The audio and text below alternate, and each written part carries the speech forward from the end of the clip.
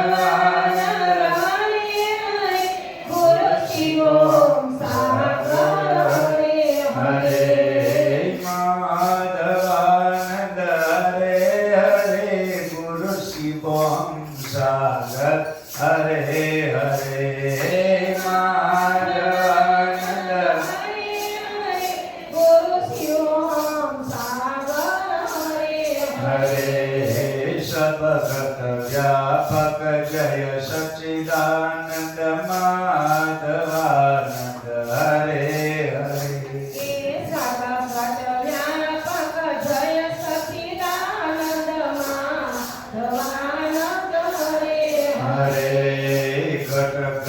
व्यापक जय सच्चिदानंद माधवानंद हरे हरे.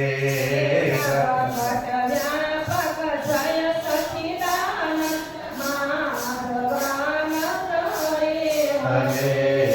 भाइयों बोलो बहनों बोलो माधवानंद हरे हरे.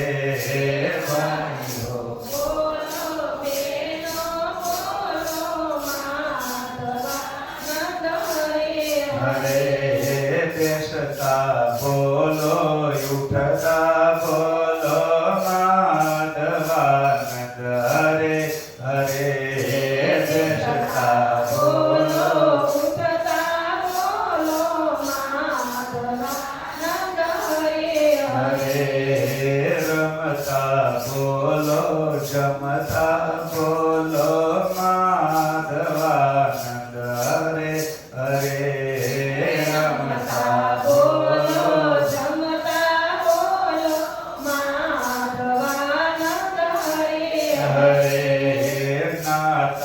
बोलो धोता बोलो माधवानंद हरे हरे.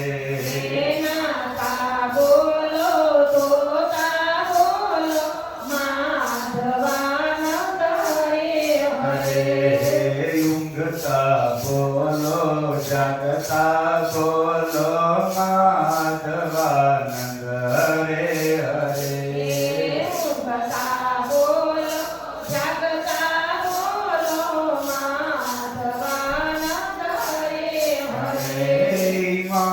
माधवानंद हरे हरे. गुरु चिदानंद महाराज हरे हरे. माधवानंद हरे हरे. गुरु चिदानंद महाराज हरे हरे. माधवानंद हरे हरे. गुरु चिदानंद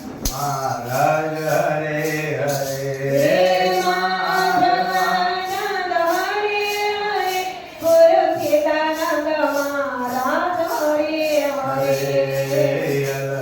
निरंजन जय सच्चिदानंद माधवानंद हरे हरे.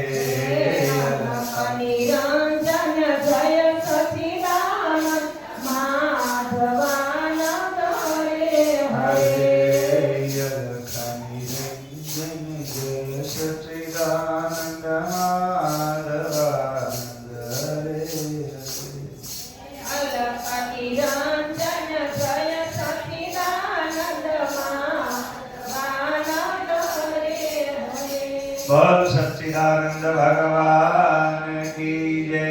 सनातन कृष्ण कन्हैयाल रामचंद्र भगवान. शीतला मात जगन्नाथ भगवान की. ओम नमः पार्वती पते हर हर महादेव. प्रिय सज्जनों, गई काले આપણે ભગવાન કૃષ્ણના પ્રાગટ્યની કથા જોઈ ગયા. પૃથ્વી ઉપર ભગવાન અવતાર લે છે એની પાછળ એમનું એક કારણ છે કે ધર્મ સંસ્થાપનાર્થાય સંભવામિ યુગે યુગે. ધર્મની સ્થાપના કરવા અને અધર્મનો નાશ કરવા. હવે આપણે અહીંયા પ્રશ્ન એ થાય કે ધર્મ કોને કહેવાય અને અધર્મ કોને કહેવાય. તો શાસ્ત્ર એમ કહે છે ધારણાત શ્રેયો દદાતીતિ ધર્મ.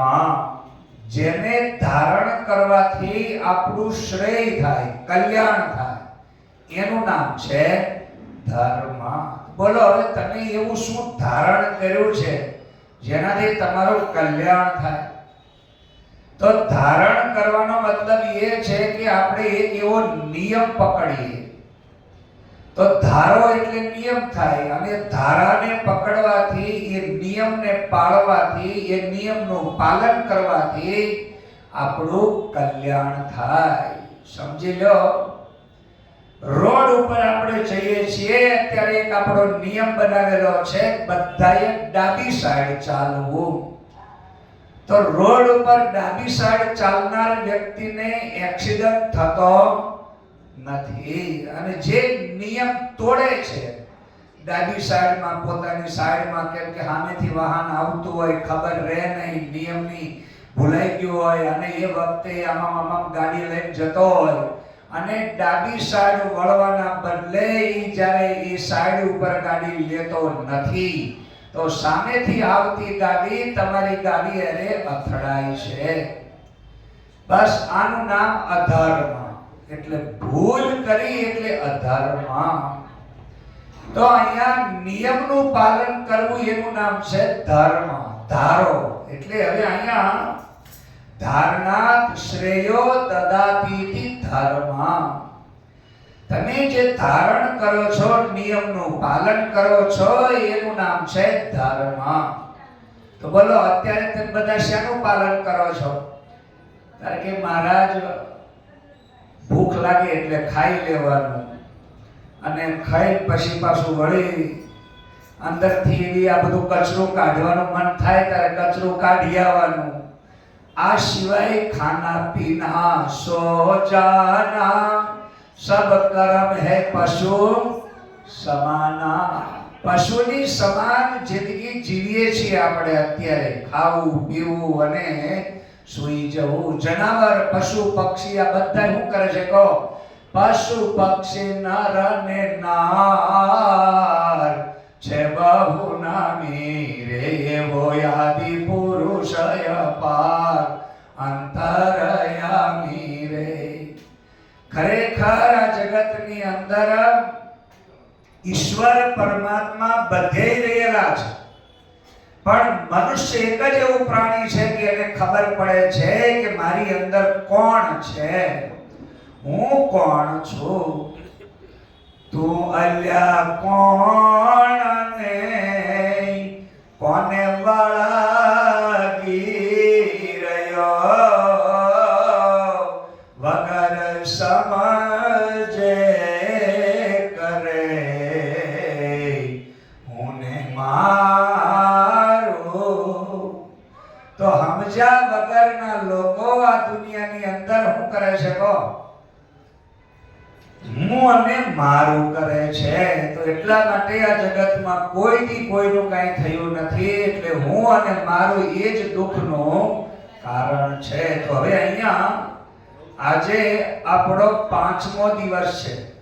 ભગવાનના ચરિત્રની કથામાં ગઈકાલે આપણે એમનો જન્મ થયો, અને એમનો જન્મ થયા પછી હવે ભગવાનને ગોકુળ લઈ જવાના છે.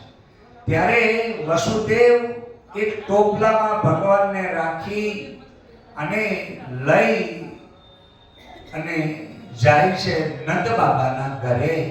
ત્યાં પણ યોગ માયાનો જન્મ થયો છે.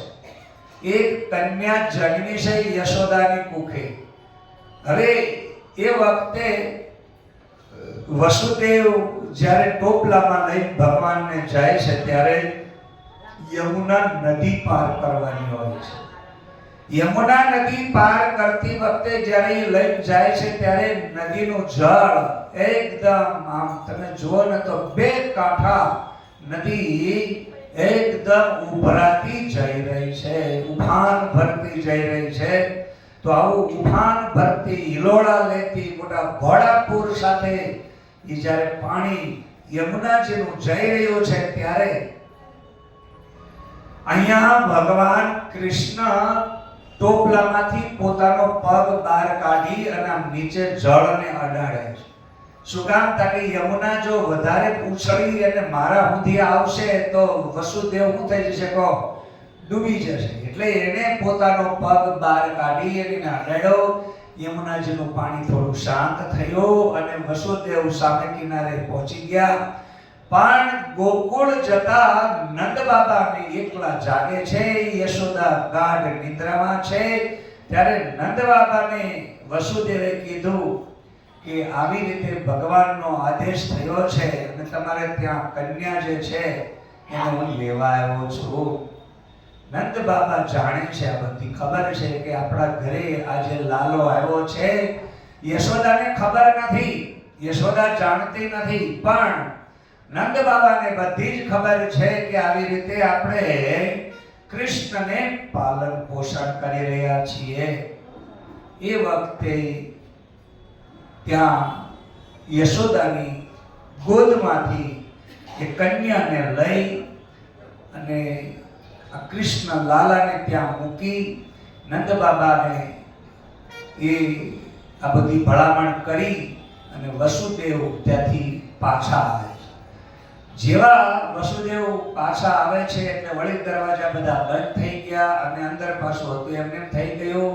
અને આ બાજુ અહીંયા ગોકુળમાં સવાર થતા નંદ ઘેરે આનંદ ભયો જય કનૈયા લાલ કી. નંદ ઘેરે આનંદ ભયો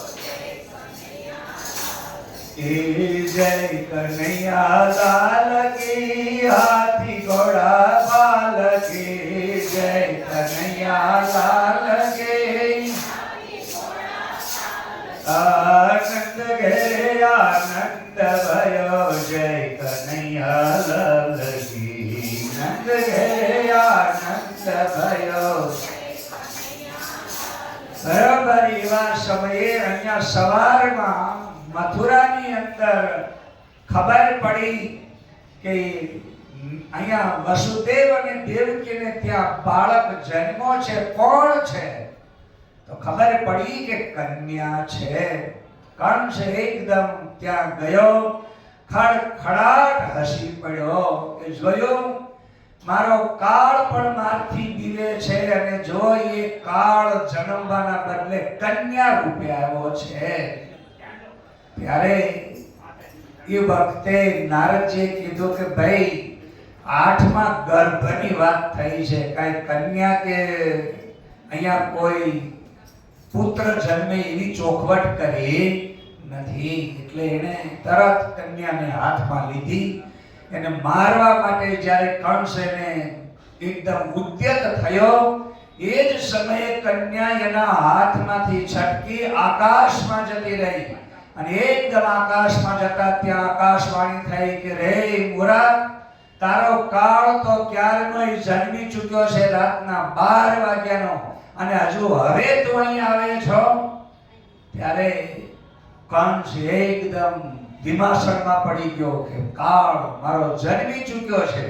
એટલે તરત એને શું કર્યું કહો, એને એક મીટિંગ બોલાવી. પ્રલંબ બક ચારુણ ત્રિણાવર્ત મહાસને મુષ્ટિકારિષ્ટ દ્વિવેદ પૂતના કેસી ધેનુકેહી અન્ય ચ અસુરઃ ભૂપાલય બાણેર ભૌમાદિ ભીરયુત. આવી રીતે અનેક અસુર લોકોને બોલાવી અને એને એક સભા ભરી. સભાની અંદર ત્યાં એ વખતે મુષ્ટિક અને અરિષ્ટ દ્વિવિધ પૂતના કેસી ધેનુક અને બીજા અહીંયા મોટા મોટા હતા એ બાણ અને ભૌમાસુર આદિ અનેક બીજા રાક્ષસો ભેગા કર્યા. હવે આ બધાની સાથે મીટિંગ કરતા એમાં પૂતના પણ હતી. તો પૂતના કેશીના, તો કેશી પૂતના આ બધા અંદર મીટિંગમાં બેઠા હતા. એ કે ભાઈ અત્યારે આ બાળક જન્મ્યા છે ને તાજા આજની રાતમાં, એ જેટલા બાળકો જન્મ્યા છે બધાને મારી નાખો. માણસ જ્યારે મૂર્ખ હોય ને ત્યારે એની વિપરીત બુદ્ધિ કામ કરે છે. અને સત્તામાં બેઠેલા લોકોને હંમેશા બીજાને ઉપર એ જ્યારે કાંઈ પણ પગલું ભરે ત્યારે ઊંધું પગલું ભરે છે. તો હવે આ મીટિંગ કરી અને નક્કી કર્યું તાજા જન્મેલા જેટલા હોય એટલા બધા બાળકોને મારી નાખો. એટલે આવું પાપ માથે લીધું અને એ વખતે મીટિંગની અંદર બધાએ નક્કી કર્યું કે હાલો હવે આ સિવાય બીજો કોઈ રસ્તો નથી. એટલે એમણે તરત બધાએ ભેગા થઈ અને આ રીતે મારવાનું કાવતરું નક્કી કર્યું. અને એ રીતે નક્કી કર્યા પ્રમાણે હવે અહીંયા એને મારવા માટે બધા ભેગા થયા કે પ્લાનિંગ કરવું હોય તો શું કરીએ. તો કે ભાઈ જો આપણે બધા ભેગા થઈને મારવા જશું તો પ્રજામાં બળવો થશે અને પ્રજામાં જો બળવો થશે ને તો પછી આપણે કંઈ કરી નહીં શકીએ. મારવાના જ હોય તો એવી રીતે મારો છળ કપટ દગો કરીને મારીએ જેથી બાળકો કોઈ એવા રોગથી મરે છે, કોઈ એવી રીતે મરે છે, એવું કાવતરું રચો. તો આવા લોકો પેટ ખોટા માણસો છે ને કાવતરું રચે. પેટ ખોટા માણસો સીધો વિરોધ ના કરી શકે, કેમ કે ખોટા માણસો સામે સીધો વિરોધ કરી શકતા નથી. પણ એ પડદામાં રહી અને આમ પેટ મેલા માણસો આપણને દગો આપવામાં સફળ થાય છે. તો હું કર્યું ઈ કે ભાઈ એક કામ કરો, આ છે ને પૂતનાને કામ હોપો. એ જેટલા તાજા બાળકો જન્મ્યા છે ને એને એ બાળકોને રમાડવાના બાને બધે જાય અને દૂધ પાન કરાવે અને એનો એ મોતને ઘાટ ઉતારી દે. એટલે બધાને વાત ગળે ઉતરી ગઈ કે પૂતના એક બધી રીતે રૂપ બદલવામાં તૈયાર છે, માયાવી છે, કપટી છે, છળ કપટ દગો કરવામાં બહુ હોશિયાર છે.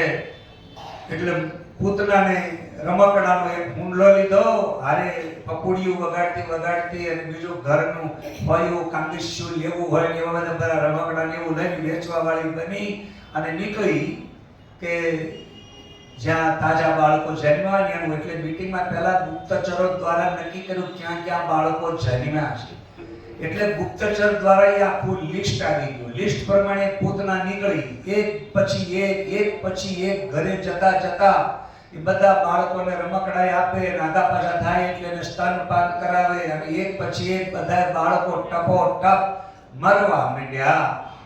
હવે જેમ બાળકો ટપોટપ મરવા માંડ્યા કે ભાઈ હું થયું કેમ છે, શું થયું કેમ છે, એમ કરતા કરતા છેલ્લે ગોકુળમાં અહીંયા ગુપ્તચરો દ્વારા ખબર પડી કે ન્યા તો બહુ મોટો ઉત્સવ મનાવવામાં આવ્યો છે અને ન્યા તો નંદ ઘેરે આનંદ ભયો જય કનૈયાલાલ.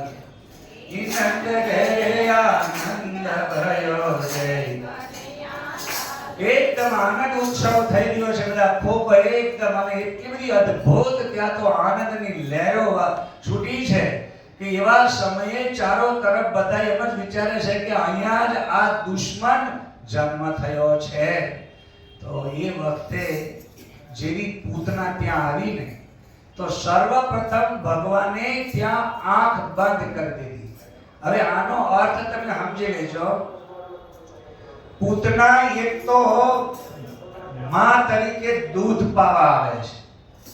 હવે જ્યારે દૂધ પાતી હોય ને એ માં સમાન ગણાય છે અને આ તો કુલ ઘાતીની છે, બાળકોને મારવા વાળી છે.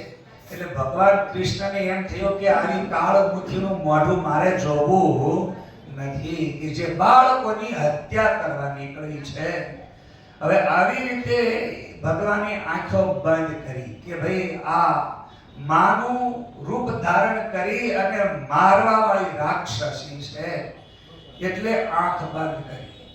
બીજી બાજુ એમ કહેવાય છે શાસ્ત્રીય ભાષામાં કે જો અંજવાળું હોય ને ત્યાં અંધારું આવતું નથી. એટલે અહીંયા પૂતના છે ને એ અવિદ્યા છે. તો પૂતના એ અવિદ્યા છે. અવિદ્યા કોઈથી જ્ઞાન હોય ત્યાં ટકી ના શકે. તો સૂર્ય સમાન પ્રકાશ જ્યાં હોય ત્યાં અંધારું આવી શકતું. અંધારામાં પ્રકાશ થઈ શકે, અંધારામાં તમે પ્રકાશ લાવી શકો છો, પણ પ્રકાશની વચ્ચે તમે બધા મેદાનમાં બધાની વચ્ચે તમે અંધારું બતાવી શકતા નથી. એટલે ભગવાનની આંખો બંધ કરી, કેમ કે ભગવાન કે હું જ્ઞાન સ્વરૂપ છું અને જ્ઞાન હોય ત્યાં અજ્ઞાન આવી શકે નહીં. એટલે ભગવાન નહીં કહેતા આપણે આંખ આડા કાન કરવા. એટલે ભગવાનની આંખો બંધ કરી દીધી અને કઈ સાંભળતા ન હોય, ખબર ન હોય એમ ચૂપચાપ સામેવાના ઊંઘી ગયા. એટલે પૂતના આવી. યશોદા ત્યાં કામ કરતા હતા, થોડુંક કંઈક ઘરમાં આગા પાછા થયા એટલે એને કાનાને ખોળામાં લીધો. હવે ખોળામાં લીધો અને સ્તનપાન કરાવ્યું એટલે ભગવાને શું કર્યું કહો? પૂતનાના પ્રાણ ચૂસવા માંડ્યા, દૂધના બદલે પ્રાણ.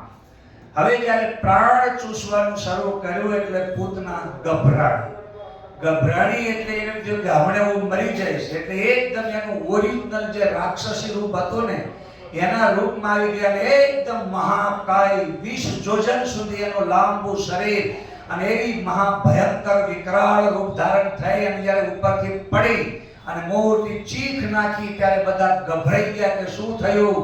તો એ વખતે અનેક ઝાડવાઓ સહિત બધાને પાડી હેઠી પડી. ત્યારે બધા ગભરાઈ ગયા. યશોદા તો આ દૃશ્ય જોઈ બેભાન થઈ ગઈ. નંદ બાબા કહે છે કે અરે ભાઈ લાલો કેમ ગયો, લાલો કેમ ગયો? તો એ વખતે બધા લાલાને ગોતે છે. ત્યાં તો પેલો સાથી ઉપર એકલો રમતો હતો. એટલે એ વખતે બધાએ જઈને લાલાને લઈ અને પછી ઘરે આવ્યા નીચે. ત્યારે ત્યાં પૂતનાનું એમણે પ્રાણ લીધા. પૂતનાનું મૃત્યુ થયું, પૂતનાને મારી. ત્યારે ભગવાન એકદમ આનંદમાં છે અને એને કાંઈ થયું નથી. ત્યારે બધા આશ્ચર્યમાં પડી ગયા. તો સર્વપ્રથમ ભગવાને અવતાર લીધો ને ત્યારે પહેલામાં પહેલું કામ શું કર્યું કહો? અજ્ઞાન દૂર કર્યું કે હું મનુષ્ય છું. પણ આપણને બધાને એ જ ખબર નથી કે હું કોણ છું, ક્યાંથી આવ્યો છું. તું કોણ ને કોણ છે તારો, તો ક્યાંનો ને ક્યાં જવાનો. એ તત્વને સમજવા તમે આવો સત્સંગ દ્વારે. બધાઈ ભવન બંધન તૂટશે, માયાથી છેડો છૂટશે. ત્રણ તાપને ઓલવવા તમે આવો સત્સંગ દ્વારે. તો અહીંયા તું કોણ અને કોણ છે તારું એની આપણને ખબર જ નથી. પણ ભગવાને નક્કી કરી નાખ્યું કે ભાઈ હું અહીંયા મનુષ્ય અવતાર લઈને આવ્યો છું. અને એ વખતે એમને અજ્ઞાન એટલે અવિદ્યાનો નાશ કર્યો. પૂતનાનો નાશ થયા પછી હવે ધીરે ધીરે ભગવાન રમવા માંડ્યા છે. રમતા રમતા એમ કહેવાય છે કે જ્યારે 4 થી 5 મહિનાનું બાળક થાય ને પછી એ જે તમે એને નીચે હુવાડો ને ત્યારે રમતા રમતા એ પછી શું કરે કહો? આમ પાહું ફેરવે. શું કરે? પાહું ફેરવે. એટલે તમે વિચાર કરો, યશોદાએ પાહું ફેરવતી વખતે બાળકને કૃષ્ણને લાલાને જોયો એટલે એણે ઉત્સવ કર્યો. બોલો, તમારો છોકરો આવી રીતે 4થા 5મા મહિનામાં ઈ પાહું ફેરવે ત્યારે તમે ઉત્સવ કરો છો? ખબર જ નહીં કે શેનો ઉત્સવ કરો. છોકરાએ પાહું ફેરવું એટલે. હવે અહીંયા ભાગવતમાં તો છે, તમે સાંભળ્યું હશે, પણ અહીંયા છોકરાએ આ લાલાએ પાહું ફેરવું ને એટલે યશોદાએ તરત એનો ઉત્સવ મનાવવા માટે નક્કી કર્યું. એને અત્યારે આપણે બધા કદાચ એવું કહીએ છીએ ઉજાણી કરો છો ને તમે, સ્નેહ મિલન. એ સ્નેહ મિલન એ ઉત્સવ ગામડાઓમાં પહેલા છે ને વન ભોજન માટે હતો. શેના માટે હતો? વન ભોજન માટે હતો. જૂના જમાનામાં પ્રાચીન કાળમાં ગામડાઓમાં લોકો જેના ઘરે બાળકો જન્મે એ બધાય બાર વન ભોજન રાખે અને બધાને નિમંત્રણ આપે, બધાને બોલાવે અને બધા પોતપોતાના ગાડા બળદ ને આ બધું લઈ અને વગડામાં જાય. અને એમાં તળાવની પાળ હોય, યા તો કોઈ મોટું સરસ એવું સરોવર હોય, યા તો નદી કિનારો હોય, કોઈ એવી જગ્યા જ્યાં જળની પાણીની મેદાનમાં બધાને ત્યાં જંગલમાં લાકડાનું બળતણ વગેરે બધું જ્યાં વ્યવસ્થિત આયોજન હોય ને વગડા જંગલમાં, તો વન ભોજન માટે બધાય યશોદાએ નિમંત્રણ આપી દીધું કે હાલો આપણે બધાએ વન ભોજન વનમાં ઉજાણી કરવા જવાનું છે. શું કામ? તો કે મારા લાલાએ પાહું ફેરવ્યું. શેના માટે કહો? મારા લાલાએ પાહું ફેરવ્યું. એટલે જેના જેના ઘરે આવા બાળકો ને બધાય પછી આવી રીતે આપણે પ્રાચીન કાળમાં જૂના જમાનામાં આવો એક રિવાજ હતો. અત્યારે એ રિવાજનું કાંઈ મૂલ્ય રહ્યું નથી. એમને ભેગા થાય, એમને સ્નેહ મિલન કરીને કે હું કામ અમારા ગામના ભેગા થયા છે, સુરતમાં ઉજાણી છે ને ખાઈ ખેરવા. કઈ વાંધો નહીં, ભેગા તો થાવ છો. પણ ગામડાઓમાં આવી રીતે વન ભોજન કરવા જતા. તો એ વખતે યશોદાએ એના ગાડામાં મહી, માખણ, મિશ્રી આ બધું ભરી અને બધા ગયા અને પછી ગાડાને ટેકો આપી એની હેઠે બધા છોકરાઓને છાંયડો કરીને ઉપાડી અને બધા વનની અંદર જંગલમાં ભોજન બનાવવા લાગી ગયા. જેવા બધા વનની અંદર ભોજન બનાવવામાં લાગી ગયા, રસોઈમાં બધાનું મન પરોવાઈ ગયું, ત્યારે લાલો રોવા માંડ્યો. કારણ એ વખતે આ ગાડું જે છે ને એને શકટ કહેવામાં આવે. શું કહેવામાં આવે? શકટ. તો એક શકટાસુર આ ગાડામાં આવીને ભરાણો અને એણે નક્કી કર્યું કે ભાઈ આ મારી બેન પૂતનાને મારી છે એટલે કે હું આને મારી નાખવાનો. એટલે એ શકટાસુર છે ને એને મારવા માટે ન્યા આવ્યો. એટલે લાલો રોવા માંડ્યો, એવો રોવા માંડ્યો કે યશોદાની કોઈ એની કાંઈ ખબર લેવા ગયા નહીં. કેમ કે કામમાં એટલા બધા લાગી ગયા કે લાલો રોવે છે કે હમણાં જાઓ એમ કરતા કામમાં જીવ રહ્યો તે ગયા નહીં. પણ લાલાએ જોરથી એની લાત મારીને તે ગાડું નાખ્યું ઊંધું, બધું તોડફોડી નવરું કરી નાખ્યું.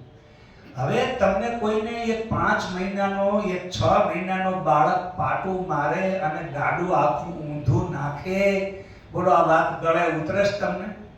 આ જગન્નાથ મંદિરના સાનિધ્યમાં, ભગવાનના સાનિધ્યમાં, સમુદ્ર કિનારે આપણે અહીં બેઠા છે, કાંઠા પરના હાવ આમ ગપ્પા નહીં મારતા આપણે. અને એ 5 મહિનાનું બાળક હાવ નાનું એવું, એને હજી આમાં હાથ હલાવવાની ખબર પડતી અને એ પાટું મારીને ગાડું આખું ઊંધું નાખી દે. પણ અહીંયા એનું શાસ્ત્રીય કારણ તમને કહી દઉં. આ બહુ ગંભીર વિષય છે. તમે વાર્તા તો સાંભળી લીધી, ગાડું ઊંધું નાખ્યું, ભગવાન અમે ગયું, તમે શ્રદ્ધાથી સાંભળી લીધું, ના ભગવાન છે ને એટલે નાખે, આપણે ન નાખીએ કે એવું નથી. યાદ રાખજો, જે કંઈ પણ ભગવાન પૃથ્વી ઉપર અવતાર લઈને આવ્યા છે, જો અવતાર લઈને આવ્યા એટલે એનો જન્મ થયો તો મૃત્યુ પણ થયું. એટલે કૃષ્ણ અત્યારે નથી. કેમ કે જે જન્મે એને શું કરવું પડે? કહો, મરવું પડે. રામ આવ્યા તો જન્મ લઈને આવ્યા તો એમને જતું પણ રહેવું પડ્યું. પણ એની અંદર જે ઐશ્વર્ય છે, એનું જે સામર્થ્ય છે, એ અહીંયા આપણે પૂજા કરીએ છીએ. તો રામના ઐશ્વર્યની પૂજા કરીએ, કૃષ્ણના ઐશ્વર્યની પૂજા કરીએ. એ આપણા માટે 6 ઐશ્વર્ય છે એટલે એને ભગ કહેવામાં આવે. તો 6 ઐશ્વર્યને ભગ એટલે યાદ રાખજો, અહીંયા 6 ઐશ્વર્ય કહેવામાં આવે છે અને એને ઈ ભગવાન. તો જે 6 ઐશ્વર્ય વાળા છે એની આપણે પૂજા કરીએ છીએ. આજે મરી ગયા, જતા રહ્યા, આ બધા આપણા વચ્ચે કોઈ નથી તો એની પૂજા કરતા નથી, ભગવાનની પૂજા કરીએ છીએ. એટલે 6 ઐશ્વર્યની પૂજા કરીએ છીએ. તો 6 ઐશ્વર્ય કયા કયા છે એ પણ આપણને ખબર હોવી જોઈએ. એટલા માટે પહેલામાં પહેલું તો શ્રી એટલે લક્ષ્મી હોય, પૈસો ખૂબ હોય, સામર્થ્ય, અને સાથે સાથે અહીંયા શ્રી, પછી વૈરાગ્ય. કોઈ પણ પદાર્થમાં તમને મોહ મમતા ના હોવી જોઈએ અને પૂર્ણ જ્ઞાન હોવું જોઈએ. તો અહીંયા 3 જ્ઞાન હોવું જોઈએ. જ્ઞાન સાથે આપણી પાસે અહીંયા એક આપણા બધાની અંદર એવું એક તત્વ છે જે સત, ચિત અને આનંદરૂપ આત્મા જે આપણો છે એની અંદર અનંત શક્તિ રહેલી છે. એ શક્તિ સાથે તમારી પાસે યશ હોવો જોઈએ. યશ એટલે કીર્તિ. તમારી અપકીર્તિ ના થાય, તમને કોઈ કલંક ના લાગે. એટલે યશ પણ એ ચોથું ભગવાનનું, એ અર્થાત 6 ઐશ્વર્યમાં આ 4 અને છેલ્લે 5મું જે આપણે 6, 5 અને 6 તો યશ, કીર્તિ અને આપણા બધાની અંદર જે છે ને એ ભગવાને એવું અદ્ભુત દિવ્ય સ્વરૂપ આપેલું છે, જે એ ગુપ્ત છે, ગોપનીય છે, જેને લોકો સમજી શકતા. હું તમને સમજી શકતો નથી, તમે મને સમજી શકતા નથી, આપણે બધા એકબીજાનાથી અનભિજ્ઞ છીએ, છતાં પણ ભગવાન સર્વજ્ઞ છે.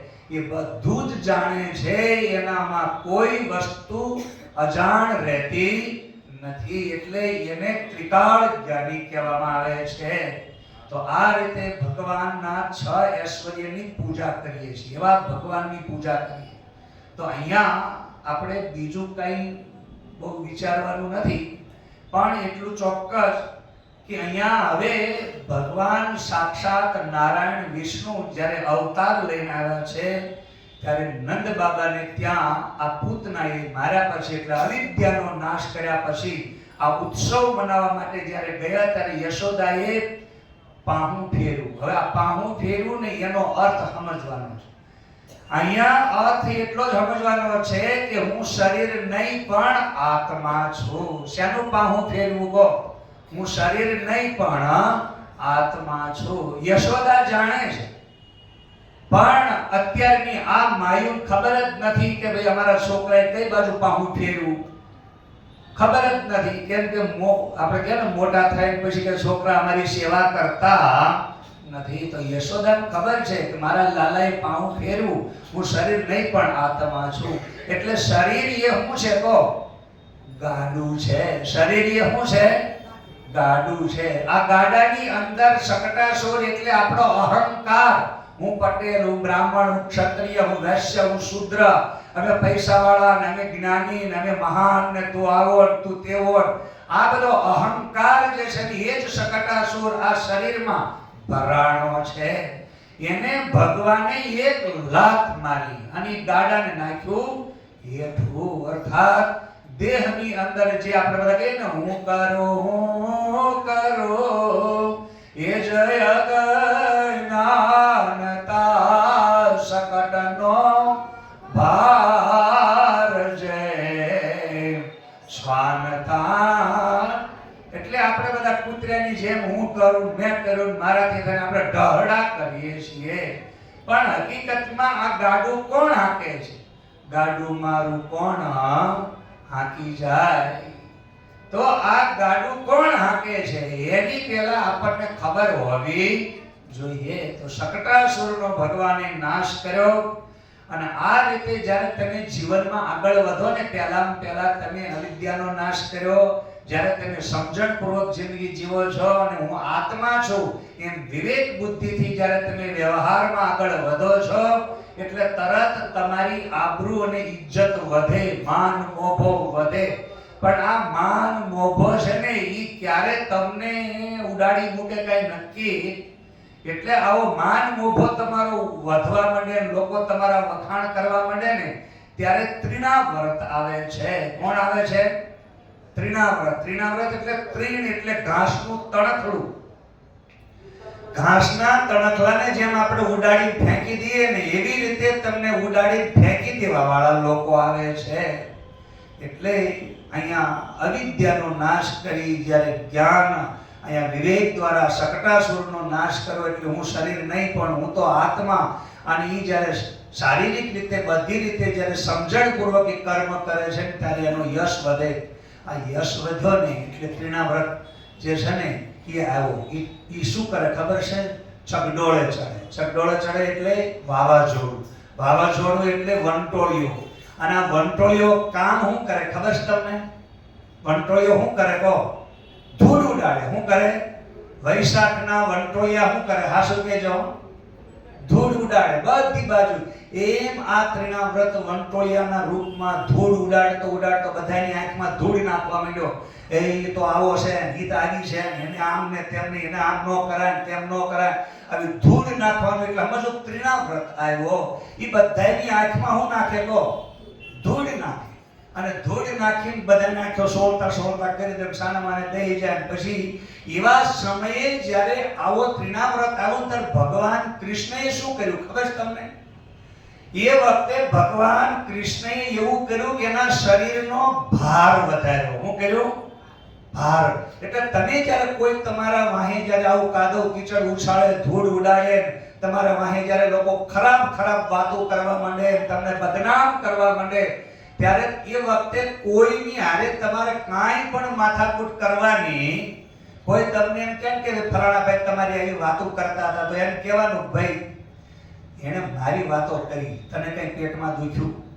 આપણે એટલું જ કહ્યું, જો તને પેટમાં દુખતો હોય તેમ તને લાફો મારી દેવો તો ને મને હું લેવા કહેવાય? એ ન કહેતા, તને કહેતા ન આવડ્યું ત્યારે કે પણ ભાઈ આમ ને તેમ ને મારે તો પર હોય લેવા મને કહેવા આવ્યો છે. જો તારે મારાથી કાંઈથી તારા આ બાબતથી તારથી કાંઈ થતું તો મને કહેવાય, તું શું થવાનું? હું તેમ કાંઈ કહેવા જવાનો જ નથી. લો, મારે કાંઈ કહેવું જ નથી. તે એને કેમ કાંઈ ના કીધું? તો કે પણ હું તો તને કહેવા આવ્યો તો હું તને તરસે લાગે કે હું તો આપાયો. આવું કંઈ જતો રહેશે. એટલે એવા લોકોને વતાવવાના જ નહીં, એની હારે વાત જ નહીં કરવાની. એને એકદમ તમે તમારું વજન વધારો. એટલે જે કામ કરવાનું હોય ને એ કરવા માંડો. તમે જે કરતા હો એના ઉપર ધ્યાન આપો. બસ દુનિયા એ ધંધો કરવા લાગી છે ને તમારું આડોવળું ખોદવા. ત્યારે એક નિયમ છે, શાસ્ત્ર એમ કહે છે, આપણા પાપ ધોવાઈ જાય છે. તમે સત કાર્ય કરો ત્યારે, તમે ભક્તિ કરો ત્યારે તમારું પાપ ધોવાય.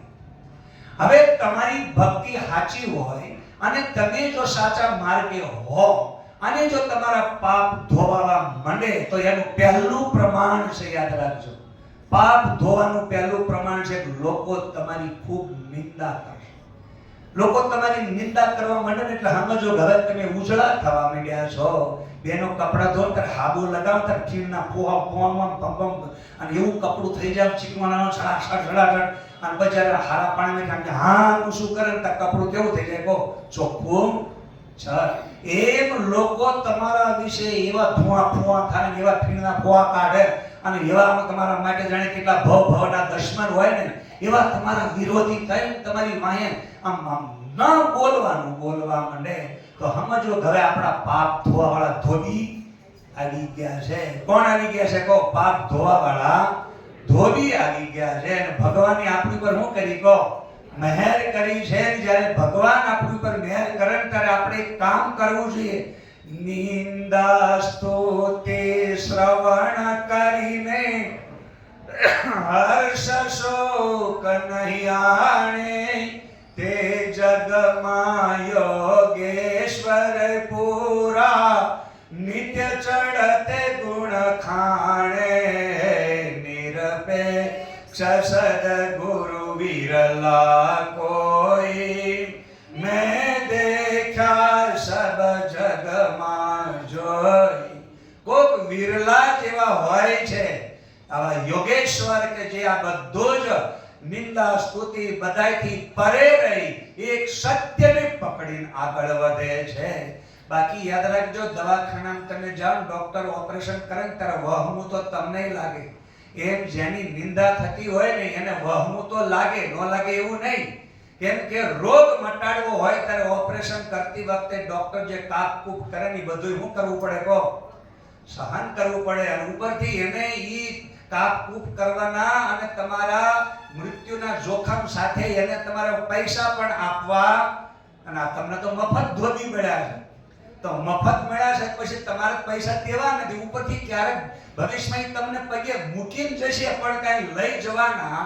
હવે આવા ધોબી મળ્યા હોય અને પછી તમે એમાં જો દુખી થાવ, મને ઈ શેકો કહી જાય, નામ ચમો કેમ, તો પછી તમે આવો ભાઈ હરખા, આપણે બધા તો હરખા ભેગા થાય ને તો ન્યા કઈ કલ્યાણ થતું. કલ્યાણ એક જ વખત તમને એટલા શબ્દ પાક્કું કરી લેજો, જેને હોય ગુરુ વાચને વિશ્વાસ, અભય પદ ગુરુ આપતા. અભય પદ તમને મળે, કોઈ ભય નહીં ક્યાંય પણ વચનમાં વિશ્વાસ હોવો જોઈએ. વચન વિવેકી જે નર ને નારી પાનવાય, તેને બ્રહ્માદિક લાગે પાય. ગંગા સતી કે વચનમાં જો તમે વિવેકથી તમે નિષ્ઠાવાન થઈને આગળ વધો છો તો ચોક્કસ યાદ રાખજો, બ્રહ્મા આદિ તમને પ્રણામ કરે છે કે ધન્ય છે તારા આ જન્મને કુળને જનેતાને ધન્ય છે. કારણ કે માણસ જન્મ સફળ કરે ને ત્યારે એ આ બધુંય સહન કરવું પડે છે. પાપ નીકળે ને ત્યારે એમનેમ નથી નીકળતા, પર શેવો વળી જાય. કોઈ તમારી નિંદા કાળો ધોળો કંઈક કહેતા હોય ને ત્યારે તમારી અંદર છે ને આમ લાઈ વળવા માંડે. કેમ કે ડોક્ટર કાપકૂપ કરે ને તાર વહમું લાગે. એમ તમારી કોઈક આઘી પાછી નિંદા કરે ને અને એમાં કારણ વગરના દોષ વગરના તમારામાં કાંઈ વાંક ગુનો ના હોય અને વાંક ગુના વગર તમારી વાહે લોકો પડી જાય ત્યારે સમજો કે હવે ગુરુ મહારાજની શું થઈ કહો કૃપા થઈ છે. એની કૃપા વગર તમારું અંદરથી તેજ બહાર આવતું નથી. અંદરથી તેજ બહાર લાવવું હોય તો જેમ હીરાને એરણ ઉપર ઘણો અને પછી લાઈટમાં આવે છે એમ આપણે બધાને શું કરવું પડે કહો ઘસાવવું પડે છે. એટલે કીધું છે સંતને સંતપણા નથી મફતના મળતા.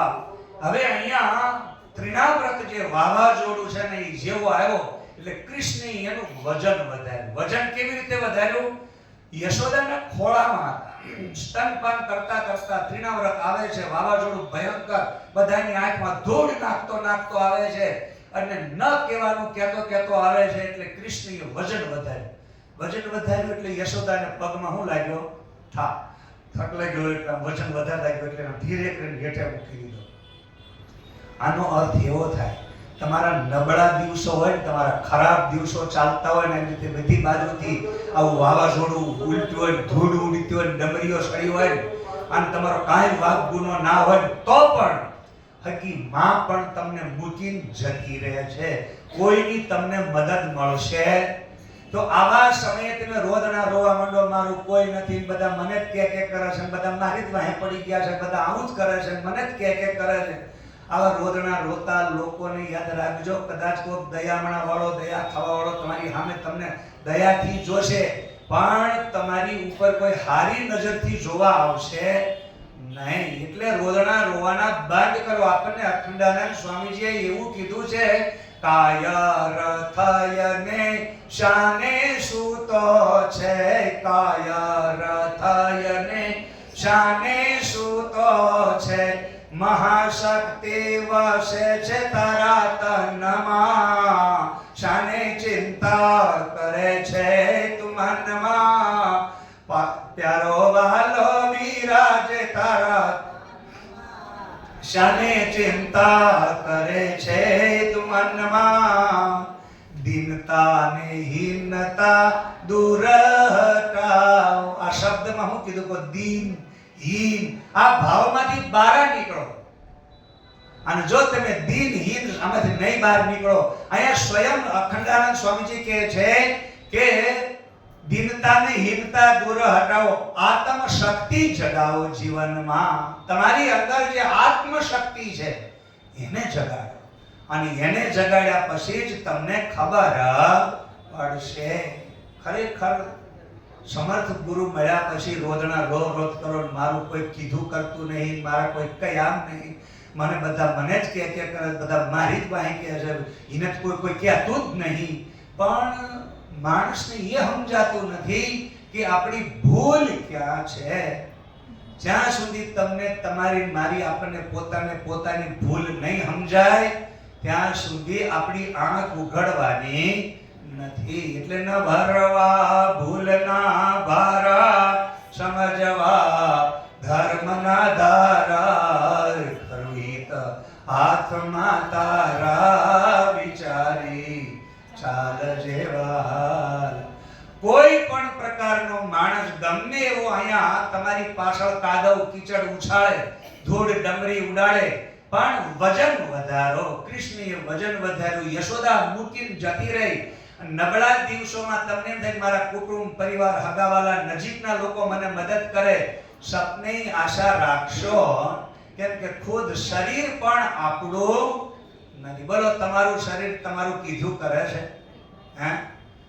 અને જો કરતો હોય ઢીચણને કહો તમારી હેઠે બેહવું છે, કોઈ ખુરશીનું કુલ લઈ જાય એના કરતા ઘડી હેઠે દઈ જાઓ, તો બોલો તમારો પગ માને છે? નહીં માનતો. શું કરવું કહો? કોને કહેવા જાવ? આવા દખ કોની આગળ ગાવા? હા? એટલે યાદ રાખજો, શરીરે આપણું કીધું કરતું નથી તો પછી છોકરાને વહુ કીધું કરે. હા? અને પછી ભુવા પાસે જાય કે અમારા ઘરમાં અમને બધાને કંઈક નડતર નડે છે, અમને શું નડે છે, ઘરમાં કોઈને આમ ભેગા બેહવાનો રાગ નથી. શેના માટે રાગ નથી કહો? એકલો અહંકાર કામ કરે છે. કોઈને નમતું મૂકીને એકબીજાના માટે ઉપયોગી થવું, જ્યાં સુધી તમે એકબીજાને ઉપયોગી નહીં બનો, એકબીજાના માટે તમે એક સમર્પણનો ભાવ પેદા નહીં કરો, તો યાદ રાખજો, દર્પણ જેવી જિંદગી છે. મારી જિંદગી છે ને મારા દર્પણ જેવી છે. હું જે દર્પણમાં જોઈશ ને એ દર્પણમાં હું જેવો હઈશ એવો જ દેખાવાનો. હું દાંત કાઢતો હોઉં તો દર્પણમાં હું કરશે કહો? દાંત કાઢશે. એમ તમારી આજુબાજુનું જે વાતાવરણ છે ને એમાં તમે તમારો દર્પણ કેવો રાખ્યો છે એના ઉપર આધાર છે. જો તમે તમારો દર્પણ સીધે સાદો સરળ રાખેલો હશે તો તમે જ્યાં જશો ત્યાં બધી રીતે તમારા માટે આનંદ ને આનંદ છે. એટલે અહીંયા ત્રિણાવ્રત વાવાઝોડું જ્યારે આવ્યું ત્યારે યશોદા પણ જતી રહી અને એ વખતે કૃષ્ણ ગમે એટલું વાવાઝોડું, ખરેખર ચક્રાવાત વાવાઝોડું એવું ચકડી લઈ ગયું પણ કૃષ્ણ ઉડ્યા નહીં. એમ કોક તમને મને કાન ભંભેરણી કરવા આવે ને ચારે બાજુથી ગોળ ચકડી મારી એ તને આમ ને તેમ ને, પણ કોઈની વાત સાંભળીને આપણે જરાય હલવાનું, બિલકુલ હલવાનું જ નહીં. તમને કોઈ કે તમારું આમ ને લોકો તમારી વાહી આમ ને તમારું આવી ગંદી વાતો કરે છે, તમારું ખોટું આમ છે, જેમ જે કેવું હોય કે, પણ કૃષ્ણ ભગવાન ત્યાંથી હલ્યા નહીં, ટચનું મચ ના થાય. અને ટચ મચ ના થયા પછી જ્યારે લોક નકટા થઈ તમારી સામે આવે, હું આવે કહો? નકટા થઈને આવે. જેવા નકટા થઈને આવે પછી તમને એમ કે ભાઈ તું આવો છો ને તેવો છો ને આમ ને તેમ ને, એટલે ભાઈ હું તને ક્યાં નડું છું? હું જ્યાં બેઠો છું ને એને બરોબર છું. હું તારા ઘરે આવ્યો નથી, મારે તારી હારે કોઈ લેવા દેવા નહીં. અને મનમાં તું આ ભૂસું ભરાવીને આ છે આ તું વળખા. જે કંઈ કર્યું છે એ બધું મારી વાંહે થયું છે. લોકોએ બદનામ મને કર્યો, મારી વાંહે લોકોએ મને કાદો કીચડ ઉછાળ્યો, મને લોકોએ ખરાબ કીધો, પણ તું શેનો વળખા? અને આવી રીતે જ્યારે કોઈ બીજો તમારી વાંહે નકટો થઈને આવે તારીને સીધો કાંઠલો પકડવો. એટલે ભગવાન કૃષ્ણે ત્રિણાવ્રતનું હું પકડી ગયો? કાંઠલો, ગળું પકડ્યું. અને જે કહેવા આવે ને એનું ગળું પકડો અને ગળું પકડીને એને બંધ કરી દો. ભાઈ ઈ કહેવા વાળો ભલે ગમે ઈ કે તું બંધ થા, તું મારી પાસે આવ્યો જ છું, તું બંધ થા, પણ હું તારો ભાઈબંધ છું એટલે કહું છું. ભાઈબંધ આવો હોય, તું મારો હિતેશી ભાઈબંધ હતો તો એને તે બે લાફા માર્યા કેમ નહીં, જ્ઞાન તે એને વાત કેમ દબાવી નહીં? અને મારી પાસે અત્યારે તું આ બધું હારો થવા આવે? હું એવો અહીંયા કોઈ હારો નથી. ઈ જેણે જે લખીને મોકલ્યું છે, જેણે જે કર્યું છે એવો જ છું. તને હારું લાગે તો અહીંયા આવ અને નો હારું લાગે તો વ્યાતો થા. કાઠલો પકડો, ગળું દબો. અને કૃષ્ણ ભગવાને ત્રિણાવ્રતનું હું દબી દીધું કહો? ગળું દબી દીધું. એટલે આવા લોકોનું પહેલા ગળું દબી દીધું. કહેતો પણ કહેતી હતી. અને આવા ધૂળ ઉડાડનારા બહુ લોકો છે, હારા લોકો. માણસ કે છે કઈ અને ધૂળ ઉડાડે કઈ પ્રકારની. આવા ધૂળ ઉડાડનારા ત્રિણાવ્રત રાક્ષસો અત્યારે આ દુનિયામાં કપટ મુનિ બહુ બધા ફાટી નીકળ્યા છે. કારણ કે પોતે કઈ કરીએ કે નહીં, બીજું કઈ થઈએ કે નહીં, એટલે વાહે વાતો કરી લોકોને ધંધે લગાડે અને એ બધાનો ફાયદો ઉઠાવીને પોતાની જિંદગી જીવી નાખે છે. એટલે બધા અંધગોરો બધી ચેલા એના જીવનમાં ઠેલા. તો ત્રિણાવ્રત જ્યારે ધૂળ ઉડાડતો આવ્યો, કૃષ્ણ હલ્યા પણ નહીં, સીધું ગળું દબીને એનો નાશ કરી દીધો. તમે જોજો આવા 4-5 વ્યક્તિ બોલતા ને એને તમે ગળું દબીને નાશ કરી દો ને એટલે 15 દાડા પછી બધું થઈ જાય, કોઈ થાળે પડી જાય. પછી લોકો નીકળે કે ઓહો આના ઘરનું છાપરું ઉડી ગયું, આના ઘરનું આમ ઉડી ગયું, વાવાઝોડું આવ્યું હતું. તો જે લોકો હખણા ન રહ્યા એના છાપરા ઉડી જાય. અને જેણે યાદ રાખજો પોતે પોતાની મહિમામાં રહ્યા, પોતે પોતાની રીતે રહ્યા ને એ નવા છાપરા ઊભા કરી દે છે. બધા કે જાઓ રહેવા માંડો, આમાં ખાવા પીવા માંડો, આનંદ કરો, મોજ કરો, એને કોઈ તકલીફ પડતી નથી. હવે ત્રિણાવ્રતનો વધ કર્યા પછી જ્યારે તમારી ઇજ્જત આબરૂ ઉપર જ્યારે ધૂળ ઉડવા માંડે, એને જો તમને ખરેખર ત્રિણાવ્રતને મારતા આવડે અને એને મારી નાખ્યા પછી છે ને તમારું નામ રોશન થાય. શું થવા માંડે? નામ રોશન થવા માંડે. એટલે હવે નામકરણનો સમય આવ્યો. શાનો આવ્યો છે કહો? નામકરણ. હવે આ નામકરણનો સમય આવ્યો એટલે ગર્ગાચાર્ય એના કુળ દેવતા છે અથવા કુળ બ્રાહ્મણ છે. એટલે એ આવી અને નંદ બાબાને ત્યાં કહે છે કે ભાઈ હું તો યદુવંશીઓનો ગોર છું અને તમારે ત્યાં આવ્યો છું. નંદ બાબા કે મને ખબર છે, શાંતિ રાખો. તમે શાના માટે? કે આપણે બસ નામકરણ માટે આવ્યો છું. તો યશ કીર્તિ ઉપર તમે જ્યારે કે દાગ લાગે અને એવા દાગ લાગે એવા માણસોથી પણ તમે જ્યારે બચી જાઓ છો અને સમજદારીપૂર્વક આગળ વધો છો ત્યારે તમારું નામ થાય છે. અને એ વખતે પણ યાદ રાખજો, નામ રોશન થાય ત્યારે શું કરવું? તો એ વખતે તમારા સમર્થ ગુરુ હોવા જોઈએ. તમે ગુરુના આધારે જીવો. અને ગુરુ બધું કરે છે અને કરાવે છે. હું તો કેવલ નિમિત્ત માત્ર છું. હકીકતમાં એની કૃપા વગર કશું થતું નથી. કેમ કે ગુરુ કૃપા હિ કેવલમ શિષ્યમ પરમ મંગલમ. ગુરુ કૃપા એ જ પરમ શિષ્યની એ મંગલકારી હોય છે. હવે બન્યું કેવું? ગર્ગાચાર્યએ કીધું કે ભાઈ આપણે નામકરણ કરવું છે. તો નંદ બાબાએ કીધું તો હાલો હું બધાને નગરમાં ઢંઢેરો ટીપાડી દો અને બધાને બોલાવો. ગર્ગાચાર્ય કે ચૂપ, શાંતિ રાખો. આપણે કઈ બહુ નામ કરવાની જરૂર નથી. કારણ કે નામ કરવું હોય ને તો આપણા વ્યવહાર પૂરતું જ કરો. આપણા વ્યવહારમાં જેટલા લોકોને આપણે જરૂર છે ને એટલા પૂરતું જ આપણે નામની અહીંયા જરૂર છે. બહુ ઢોલ વગાડવાની જરૂર નથી. નકર આપણા દુશ્મનો બહુ પાછા આવશે. હજી માંડ માંડ આટલા દુશ્મનોને ધૂળ ઉડાડતા લોકોને હરખા કર્યા તા વળી પાછા બીજા દુશ્મન ક્યાં ઊભા કરવા? એટલે કંસને ખબર પડશે ને કે અહીંયા આ યદુવંશનું એક અહીંયા રતન એનું અહીંયા જતન થઈ રહ્યું છે તો આનું પતન કરતા વાર લાગશે. એટલે ખરેખર આ દુનિયામાં જીવવું હોય ને તો તમે બહુ હવામાં ઉડવાનું રાખશો નહીં. બહુ હવામાં ના ઉડવું. જેટલા લોકો હવામાં ઉડવા માંડે હું આમ ને હું તેમ ને અમે તો મહામંડલેશ્વર છીએ. તો આ બધું બહુ હવામાં ઉડવામાં સારું. કેમ કે આપણે ઘણા લોકો એક બે જણાએ મને પ્રશ્ન કરેલો, હું આ થોડુંક કહી દઉં કે આપણે અખંડાનંદ સ્વામીજી મંડલેશ્વર બન્યા હતા, શા માટે બન્યા?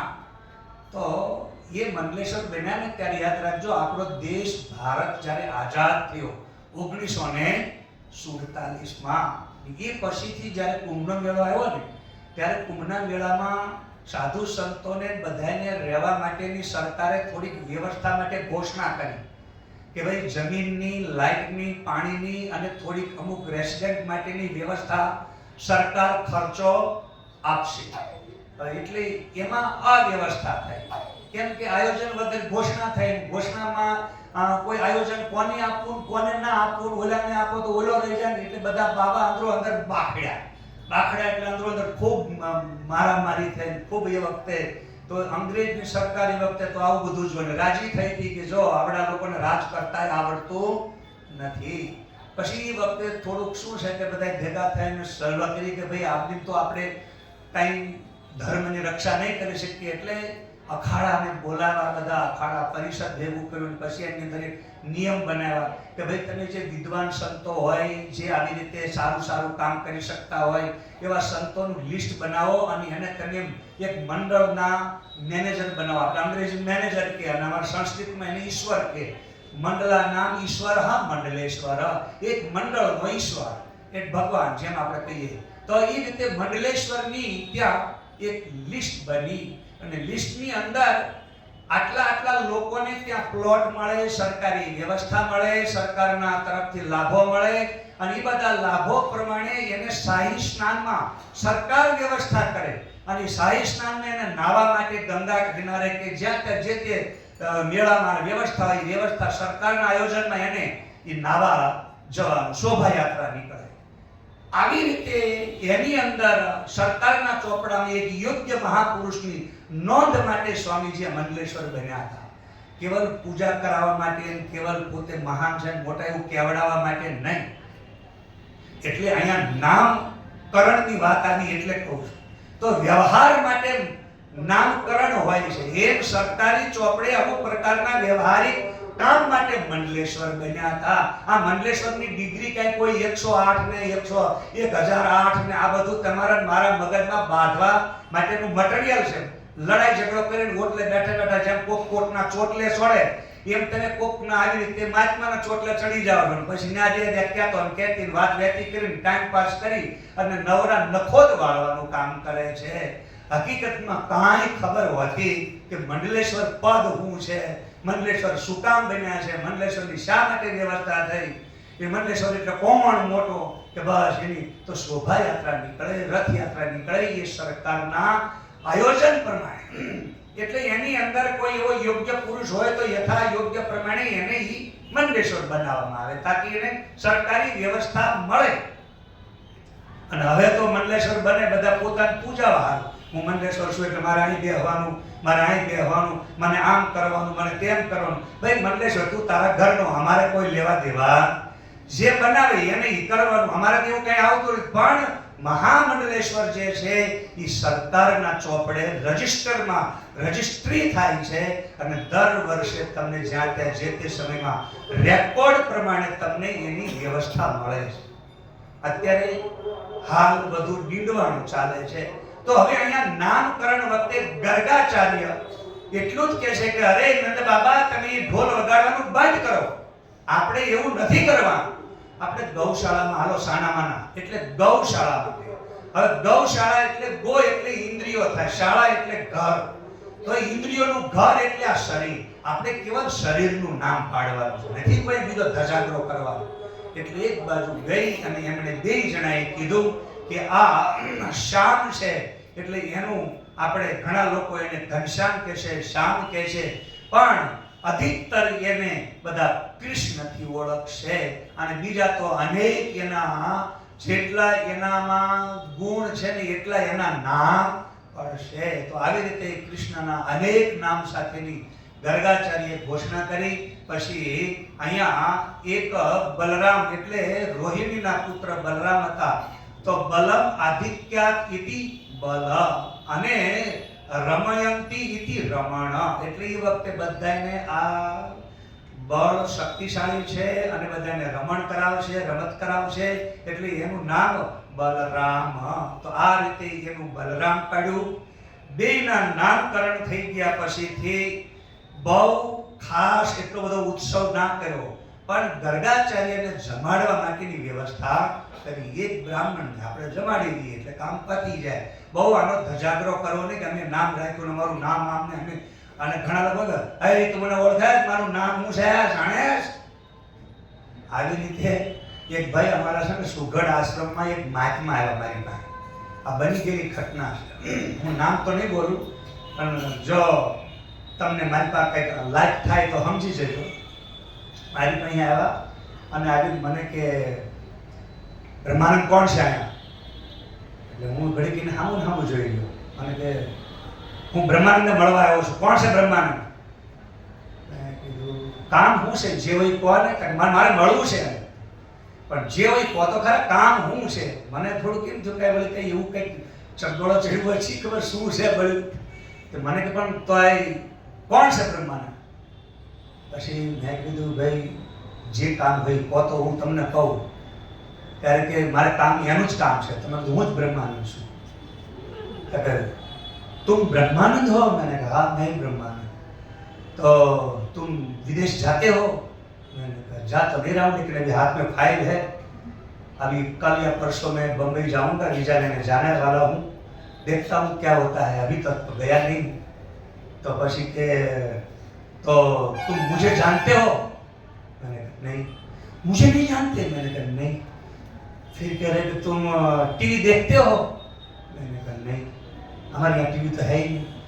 टीवी नहीं देखते? मैंने कहा नहीं देखता हूँ भाई, बोलो ना क्या बात है. પછી મને હાલો કંટાળો આવ્યો આ બધું પૂછ पर टीवी नहीं देखते? मैं नहीं देखता हूँ, मुझे क्या जरूरत है. तो टीवी में मेरी कथा आती है, सोनी चैनल में आती है, फलानी चैनल में आती है, मेरी भी आती है, मेरे पिताजी की भी आती है, हम दोनों की कथा आती है. हम लोग इस पृथ्वी के कृष्ण है. हाँ તમે આ પૃથ્વીના કૃષ્ણ હો તો તમને નમસ્કાર. પછી મેં કીધું બીજું કંઈ કામકાજ હોય તો. એટલે હું છે ને એમના આશ્રમમાં બાપુનગરમાં કે એમનો આશ્રમ છે નામ હોય આ દાદાની બધા બેઠા મને ત્યાં વળી કથા કરવા લઈ ગયેલા. ત્યાં કથાને એવી થોડીક સત્સંગ એવું તત્વજ્ઞાન ઉપર આપણે પ્રવચન એવું થોડુંક આપેલું એટલે એ પ્રવચનની પ્રશંસા વાહ વાહ બધી ત્યાં બહુ થઈ એના આશ્રમમાં જઈ. અને ન્યા આશ્રમમાં જઈને જ્યારે બહુ પ્રશંસા થઈને બહુ વાહ થઈને એટલે તરત એ લોકોએ ત્યાંથી સમાચાર આપ્યા કે એ અહીંયા જ રહે છે, આપણે મોઢેરાથી બહુ જાજુ છે નહીં. એટલે તરત બધા ત્યાં ભરભટ કરતા મારી પાસે આવીને મારી સામે એના 2-4 ટ્રસ્ટીઓ હતા, બધા હતા. મને કે તમે? મેં કીધું હા. પછી ખબર નહીં એ મને ઉપદેશ દેવા માંડ્યો. ઉપદેશ દેતા એને છે ને ગુરુ બ્રહ્મા ગુરુ વિષ્ણુ એ શ્લોક બોલવા માંડ્યો. એ શ્લોક બોલતા બોલતા ચતુર્થી વિભક્તિમાં ગુરવે નમઃ થાય છે, પણ એને શું કીધું ખબર છે? ગુરુદેવ નમઃ. હવે ગુરુદેવ બોલે ને તો છંદ ભંગ થાય, તો છંદ ભંગ કરીને બોલે ને તો પણ માણસને છંદ ભંગ કરીને બોલતાય ન આવ્યું.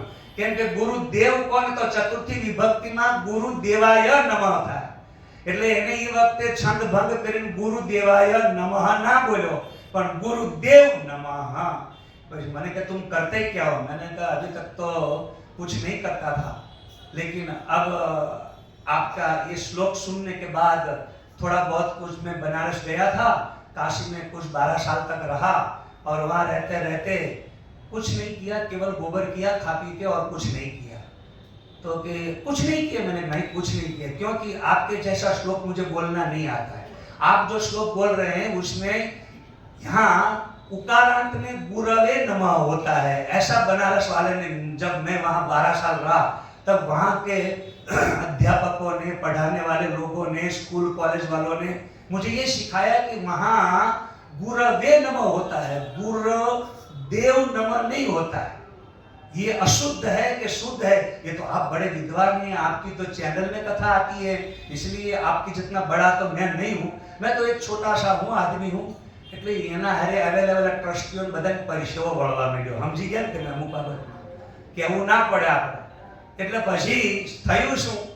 ઈવડા ઈ ગાડીમાંથી એક બહુ સરસ મોટો ગુલાબનો હાર લાવી મને ગુલાબનો હાર પહેરાવ્યો, ચાદર પહેરાવી.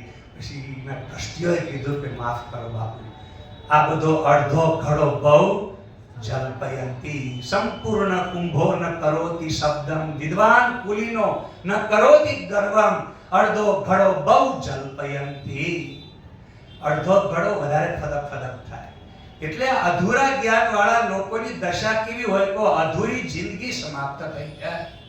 હવે અહીંયા ઘટના કેવી ઘટી કે આ બાબતમાં ગર્ગાચાર્યને જ્યારે ભોજન કરવા બેહાડ્યા અને ભોજનમાં જ્યારે એને કીધું કે તમે કોઈ બનાવી દે, કે હું સ્વપાકી છું, મારા હાથે બનાવો, તો યશોદાએ, નંદ બાબાએ બધી વ્યવસ્થા સાધુ સીધું આપી દીધું. રસોઈ બનાવવા માંડ્યા.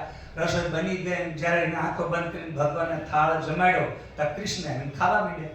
હવે અધૂરા જ્ઞાનની વાત કરું છું, અત્યારે જે કહું છું એ બધું ધ્યાન દેજો કે આ માણસની કેવી દશા થાય.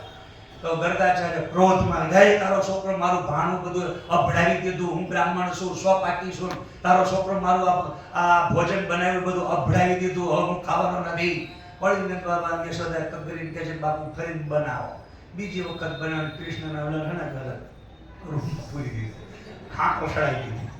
હાંકળ સડાઈને બાંધી કરીને પછી વળી ગર્ગાચાર્ય બ્રહ્માર્પણ કર્યું. ઓમ બ્રહ્માર્પણમ બ્રહ્માવિ બ્રહ્મહર્નો બ્રહ્મણાહુતમ બ્રહ્મૈવ તેન ગંતવ્યમ બ્રહ્મ કર્મ સમાધિના. શબ્દ બોલે બ્રહ્મ કર્મ સમાધિના. બ્રહ્મ કર્મ બધું હું છે કહો એક હરખું છે, પણ જ્યારે આંખ ઉઘાડતા કાનો પાછો ખાતો આને ક્રોધમાં, અરે યશોદા જો તારો કાનો આવ્યો.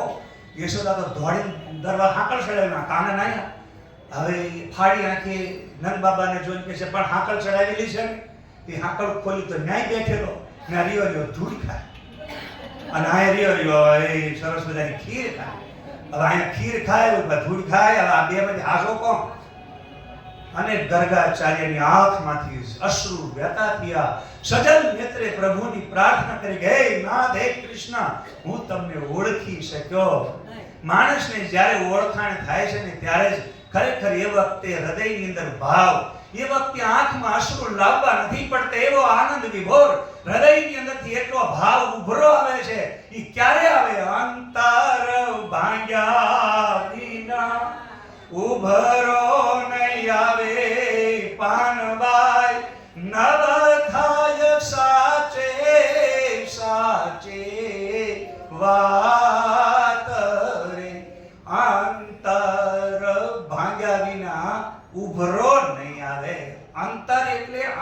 બે વચ્ચે ભેદ. આપણે કહીએ ને કે ભાઈ ખોટું અંતર પાડવાનું બંધ કરો ને, એકબીજાની વચ્ચે ભેદ ઊભો કરવાનું બંધ કરો ને. અંતર એટલે જુદા પાડવા, નોકા દૂર દૂર કરી દેવા. એટલે અંતર ભાંગ્યા વગર, અંતર તોડ્યા વગર તમે એક નહીં થાવ ત્યાં સુધી ભક્તિમાં ઉભરો નહીં આવે. ભક્તિમાં ઉભરો ક્યારે આવે? જીવ અને ઈશ્વરની શું થઈ જાય? એકતા. તો જ્યાં સુધી જીવ અને શિવની એકતા ન થાય ત્યાં સુધી આપણને અંદર શાંતિ મળતી. એકદમ ગર્ગાચાર્ય આનંદ વિભોર થયા છે. હવે એને પ્રસાદ લેવો ન પડ્યો, ઓટોમેટિક આવે અમીના ઓડકાર. એ વખતે અંદરથી અમીના ઓડકાર આવવા લાગ્યા. હવે એને અહીંયા ઉપવાસ કરવો ન પડ્યો, ઉપવાસ થઈ ગયો. એમ સમીપ પરમાત્માના સાનિધ્યને પ્રાપ્ત કરો ને ત્યારે પછી આપણો બહારનો આડંબર વાળો ઉપવાસ એને કોઈ કામનો નથી. અત્યારે આપણે બહારના ઉપવાસ કરીએ છીએ. આજ મારો ઉપવાસ છે, આજ મારો ઉપવાસ છે. શાનો? તારે કે 11 શાનો? તારે સોમવારનો. તો આ બધા સોમવારના અને 11 બધા ઉપવાસ કરો છો, પણ ભગવાન પાસે વાસ થતો ગર્ગાચાર્યને પરમાત્માની સાથે વાસ થતા એને ભોજન છોડ્યું નહીં, ભોજન છૂટી ગયું. એમ ઈશ્વરની સાથે તમારો સંબંધ થતા ઉપવાસ કરવો નથી પડતો, ઉપવાસ થઈ જાય છે. ઇન્દ્રિયોનો સંયમ કરવો નથી પડતો, સંયમ થઈ જાય છે. નહીતર ઘણા લોકો શું કરે, કહો અમે તો આમ નથી કરતા ને તેમ નથી કરતા, સ્ત્રીનું મોઢું નહીં જોવાનું, આમ નહીં કરવાનું, તેમ નહીં કરવાનું. આ બધામાં મગજ દોડાય કરે છે. આ બની ગયેલી ઘટના હું તમને કહું. આપણે વિદ્યાનગર ગુરુકુળમાં અખંડાનંદ સ્વામીજી હતા. 1998ની સાલમાં આપણે એક વિંગનું ઉદ્ઘાટન કર્યા, પછી બીજીનું ઉદ્ઘાટન કરવાનું હતું. એ વખતે વાર્ષિક ઉત્સવ સારામાં સારો હતો અને ત્યાં હું સંચાલકમાં બધી રીતે હું ત્યાં હાજર હતો. અને એ વખતે આપણે ત્યાં નિમંત્રણ નહોતું આપ્યું, તોય તે 2 સંતો આવ્યા હતા. અને 2 સંતો આવ્યા એટલે સ્વાભાવિક છે ભાઈ શિક્ષણને લગતી સંસ્થા છે અને બીજી શિક્ષણની એવી મોટી સંસ્થા છે, એમાંથી 2 સંતો આવ્યા છે કે આપણે એને અત્યારે આવકાર આપવો જોઈએ. એટલે હવે તરત ઉપર સ્ટેજ ઉપર હું જતો, વ્યવસ્થા મેં જે બીજી 2 ખુરશીઓ વ્યવસ્થિત મુકાઈ દીધી, બધું કર્યું. હવે એ વખતે ઉદ્ઘાટનની અંદર આપણે ત્યાં રાજ્યપાલ આવેલો. કોણ આવેલો હતો? અને આવા લોકો છે ને, આવું બધું હોય ને રાજનીતિ વાળું એવું હોય તો વગર નિમંત્રણે પહોંચી જ જાય, કેમ કે એ લોકોનો ધંધો જ આવો. એટલે 2 જણા આવી ગયા અને 2 સંતો આવ્યા એટલે અમે તરત એની વ્યવસ્થા કરી. મેં આપણા સ્વામીજીની પાછળ આગળમાં જ્યાં જે પ્રોટોકોલ પ્રમાણે આપણી પરંપરાના અમુક નિયમ પ્રમાણે બેહાડતા વ્યવસ્થા કરી, મેં બેસાડવાની વ્યવસ્થા કરી. એટલે એ લોકોને બોલાવે એટલે એની જાતે ના ઉપર સ્ટેજ ઉપર ના આવે, ન્યા ઉભા રહે. બીજા 2 બોલાવે, હું ગયો બીજા. એટલે ત્યાં બોલાવા જવા વાળાની સંખ્યા વધારે અને આવું નાટક કરે. પછી મેં કીધું હવે આ લોકો આવું કરે છે એટલે હું થોડુંક સ્વામીજીને કાનમાં કીધો. એ કે નો આવે તેને ઓફિસમાં લઈ જવાનું કે સ્વામીજી. તો મેં કીધું હાલો આપણે ઓફિસમાં, હાલો ઓફિસમાં. એમ કરી હું ઓફિસમાં લઈ ગયો. ઓફિસમાં લઈ ગયો પછી બધું પૂછું શું છે, કેમ છે, તકલીફ શું છે, તમે કેમ નથી આવતા, કહો તો ખરા. ત્યારે કે સ્ટેજ ઉપર લેડીઝ બેઠેલી છે એટલે કે અમે સ્ટેજ ઉપર આવશું. મેં કીધું આ કઠણાઈ ક્યાં લેવા છે? આ પૃથ્વી ઉપર તો આટલું બધું ટોળું બેઠેલું છે, તો અહીંથી ફાડીને કીધું આટલી મથી કરશું કીધું. મનમાં મને ક્રોધ તો ઘણો આવી ગયો હતો, પણ આ પ્રસંગ આપણા ઘરે હોય અને બાપજી જેવા હાજર હોય એટલે આપણે અમુક થોડુંક સમજણપૂર્વક. એટલે મેં તો ઝાઝુ ના કીધું, પણ આપણે એવા 2-4 વ્યક્તિઓ હતા એને કીધું તમે પાણી પાવ, વ્યવસ્થા જે કરતા એ કરો. તો એ કે અમે કંઈ ખાતાય નથી, પણ તો આવ્યા શું લેવા તમે? પણ માથી છેલ્લે ના લેવા. કે મેં કીધું તમને અમે નિમંત્રણ નથી આપ્યું, તમે આવ્યા છો તો આ બધા નખરા બંધ કરો. અમે જે વ્યવસ્થા આપી એમાં ફટ દઈને બેસજો ને, અમારો અવસર અહીંયા તમે બગાડવા આવ્યા છો કે અમારી શોભા વધારવા આવ્યા છો? શોભા વધારવાની તો સ્ટેજ ઉપર ગોઠવાઈ જાઓ, નકર પછી જેવું હોય આ ગઈ રહો ઓફિસમાં. એટલું કઈ હું નીકળી ગયો. પછી અહીંયા અમે અમારી રીતે વ્યવસ્થા કરી. અમારે બીજા ભાઈ હતા જેની કરી, એણે કીધું કે તમે તમારું કામ કરી રાખો, હું એને હારે બેઠો હતો. એને રૂમમાં ઓફિસમાં બેસીને એને શું કર્યું કાંઈ મને ખબર જ નહીં, શું ચર્ચા થઈ. પણ એ બહેનો અહીંયા સ્ટેજ ઉપર હતા, એ કોણ હતા તમને કહું તો જે રાજ્યપાલ આપણે આવેલા હતા ને એના ઘરવાળા એની હારે બેઠેલા. હવે પ્રોટોકોલમાં એવો નિયમ છે કે રાજ્યપાલનું સન્માન ગ્રામનો સરપંચ જ કરે, એવું કંઈક પ્રોટોકોલ હોય છે. એટલે એ વખતે અમારી એક નીતાબેન સરપંચ હતા પટેલ, એમના ઘરે ઈ બેન આવ્યા અને એમને એમનું સન્માન કર્યું રાજ્યપાલનું એનું બહેનું. પછી એને આવીને એમણે તે સ્ટેજ ઉપર એને આવ્યા એને બેસાડ્યા અને સ્ટેજ ઉપર એ લેડીઝ 3 બેઠેલી હતી, એક સરપંચ અને એક આ રાજ્યપાલના ઘરેથી અને એક બેન બીજા આપણા સેવકમાંથી ને બેસાડેલા. બસ 3 સિવાય બીજું કોઈ સ્ટેજ ઉપર બેન હતા. તો અને એમાંય વચ્ચે આવી રીતે એક ભગવાન આડા હતા. એટલે આનપાથી અમારા સ્વામીજી, ગુરુજી, સંતો બેઠેલા, આનપાથી બધા રાજકારણી નેતાઓ બેઠેલા, વચ્ચે મંદિર હતું. એટલે એમાંય વચ્ચે એક દિવાલ હતી. સંતોને આનપાથ બે હવાનું હતું, જુદું જ હતું. પણ તોય તે કંઈક ને કંઈક પોતાની અમુક લોકોનું હોય તો ઢોલકી વગાડવાની ટેવ હોય. બસ અમે આમ ને અમે તેમ ને અમે આમ નથી કરતા ને તેમ નથી કરતા. તો યાદ રાખજો, સંયમ કરવાનો ન હોય, સંયમ થઈ જાય. એટલે એ વખતે આ લોકોના મગજમાં સતત આવું ને આવું ચિંતન કે અમે આમ છે ને બહેનો છે ને આવું છે ને તેવું છે. એટલે દેખાય આવું બધું. એટલે હવે બન્યું કેવું, અમે તો અવસર પૂરો કરી દીધો. પછી અમે ત્યાં ગયા ઓફિસમાં. મેં કીધું પેલું હું થયું કે ભેટ પૂજા આપણે આપવાની હતી, કીધું આપણને આપ્યું એ બધું આપી દીધું. ગયા કે જતા. તો પછી મેં કીધું હવે અત્યારે મને એક દાખલો યાદ આવ્યો એના અનુરૂપ. એના અનુરૂપ એટલા માટે યાદ આવ્યો કે મહારાષ્ટ્ર આપણે પંજાબમાં એક મહાત્મા હતા, સંત. અને સંત પંજાબની અંદર એવું કહેવાય, જ્ઞાની કો પંજાબ પર. પંજાબના સંતો બહુ જ્ઞાની હોય, સમજદાર હોય. ઢોંગી કો ગુજરાત. ગુજરાતમાં જેટલા લોકો ઢોંગ વધારે કરે ને, અમે આમ નથી કરતા તેમ નથી કરતા, બાપુ બાપુ બાપુ હું આપું, આપણે ગુજરાતી બધા એની વાહે ટોળું વળી જાય. અને પંજાબમાં તમને પ્રશ્ન કરે અને પ્રશ્નનો જો જવાબ ના મળે તો બે ભાઠા મારીને કાઢી મૂકે. જો જવાબ વ્યવસ્થિત આપો ને તો પછી તમારા માટે પ્રાણ આપી દે છે. એટલે જ્ઞાની કો પંજાબ. પંજાબમાં સમજદાર વિદ્વાન જ્ઞાનીની કદર થાય. અને ગુજરાતની અંદર જેને જેટલો ઢોંગ વધારે કરતા આવડે ને એટલા ઢોંગીની પૂજા વધારે. આ આપણી માનસિકતા છે ગુજરાતીઓ. જે કોઈ એમ કહે કે અમે આવું નથી ખાતા ને અમે આવું નથી પીતા ને અમે આમ નથી કરતા ને અમે તેમ નથી કરતા, તો કે બાપુ બાપુ હું આપું, જે દેવું દે તમતર. બાવો બેઠો જપે તું આપી બધું ખપે. સમજી ગયા ને? એટલે ગુજરાતમાં આવા બધા હાલે. અને ખરેખર એવાની જ પૂજા લોકો કરે છે. વિદ્વાનની પૂજા કોઈ કરતા. એટલે કેવી, તો આ પંજાબના સંતની પાસે એક આવી રીતે તરવરીઓ જુવાન એની પાસે ગયો. અને ગયો એટલે પ્રાર્થના કરી, ગુરુદેવ મને સિદ્ધિ પ્રાપ્ત થાય ને એવો મંત્ર આપો. હું કીધું સિદ્ધિ પ્રાપ્ત થાય એવો મંત્ર થાય. કેવી સિદ્ધિ થાય? કે વાક સિદ્ધિ. વાક સિદ્ધિ એટલે કે હું બોલું એ થાય. તારે કે એવું તો મને બહુ આવડતું નથી, પણ તું એક કામ કર, આ એક ખાડો ખોદી નાખાય અને ખાડો ખોદીને પછી હું તને કહું શું કરું શું ના કરું. કે ખાડો ખોદવાનું કીધું, ખાડો ખોદ્યો. પછી કે હવે ગુરુજી એમ પૂરી દે કે આપણે કઈ જરૂર નથી. તે પૂરી દીધો. બોલો કે પણ ગુરુજી ખાડો ખોદ્યા પહેલા કે જરૂર છે, કે હવે કે જરૂર નથી, પૂરી દે.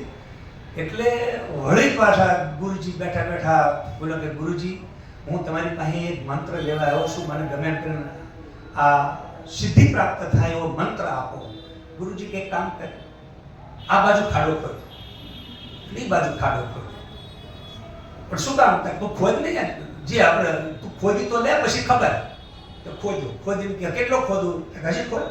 એમ કહીને કે હવે હજી ખોદ. એમ કરતા કરતા ગણ મારું માથું બાર હાથ તાકે તો બંધ કરી દે, હવે પૂરી દે.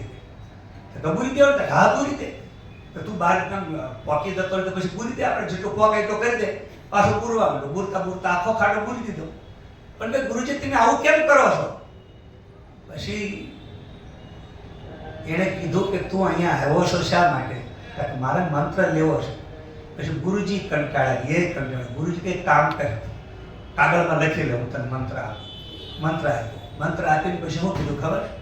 એ કે આ મંત્ર તારે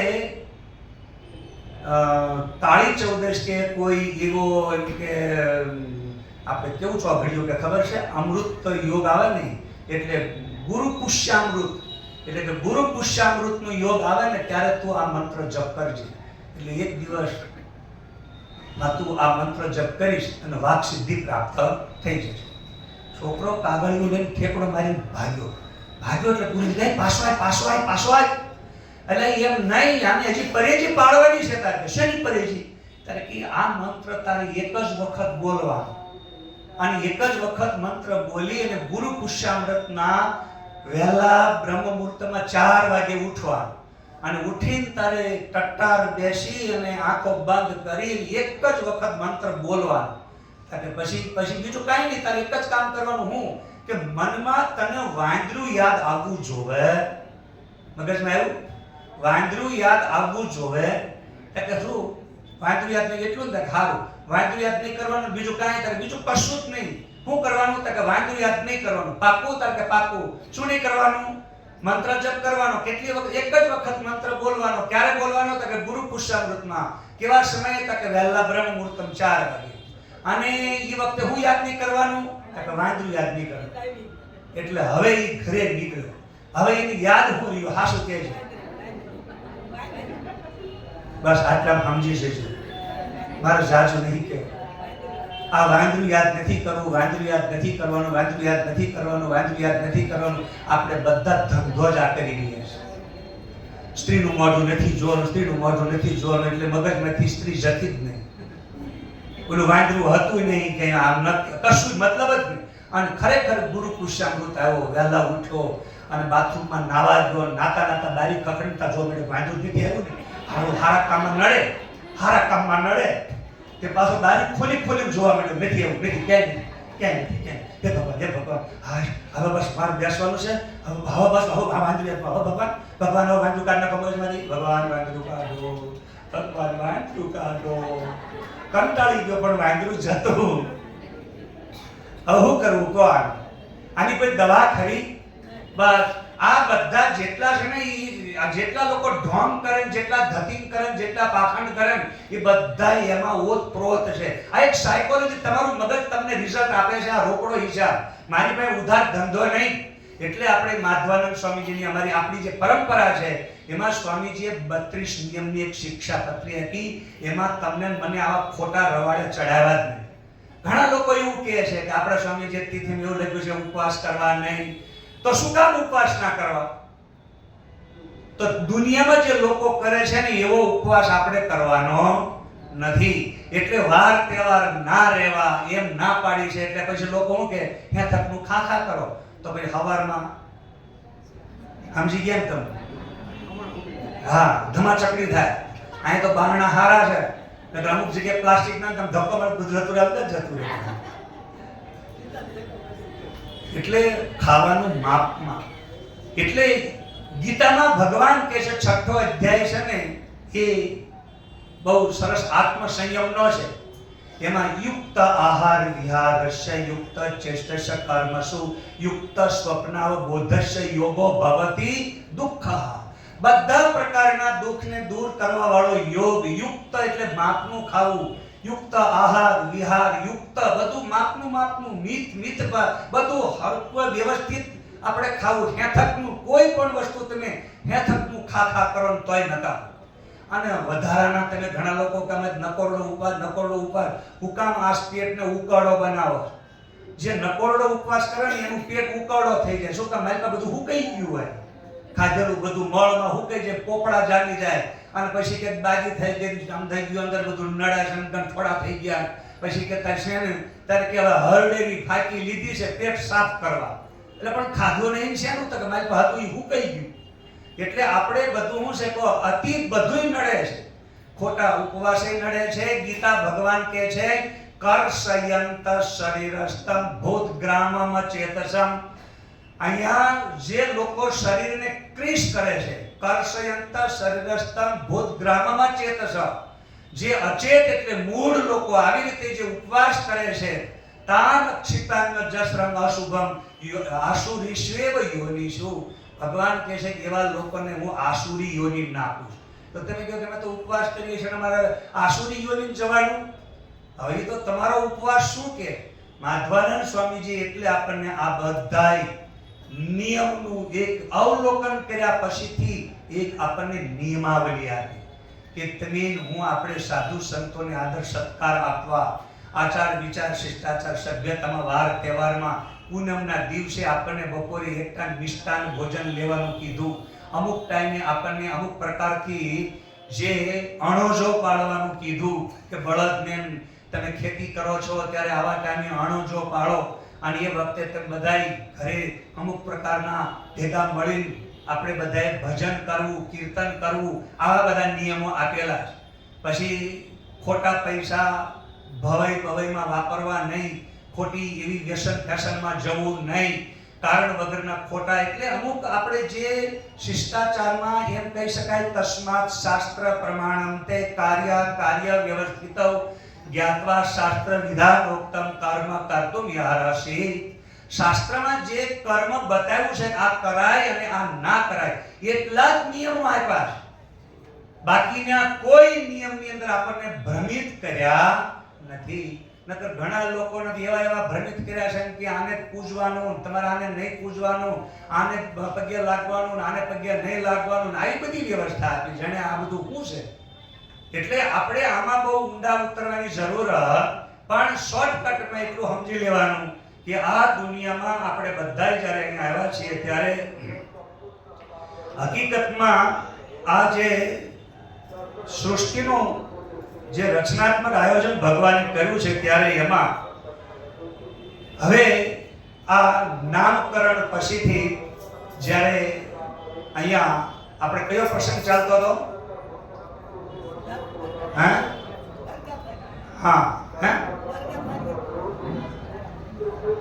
ના, નામકરણ પછીથી આપણે આગળ હાલતું.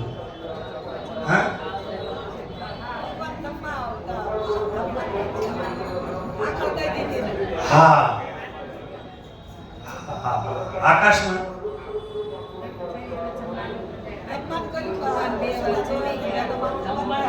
આ માઇક પર હુજવા દેતો. હા, ગર્ગાચાર્યને જન્મ બેહાડ્યા.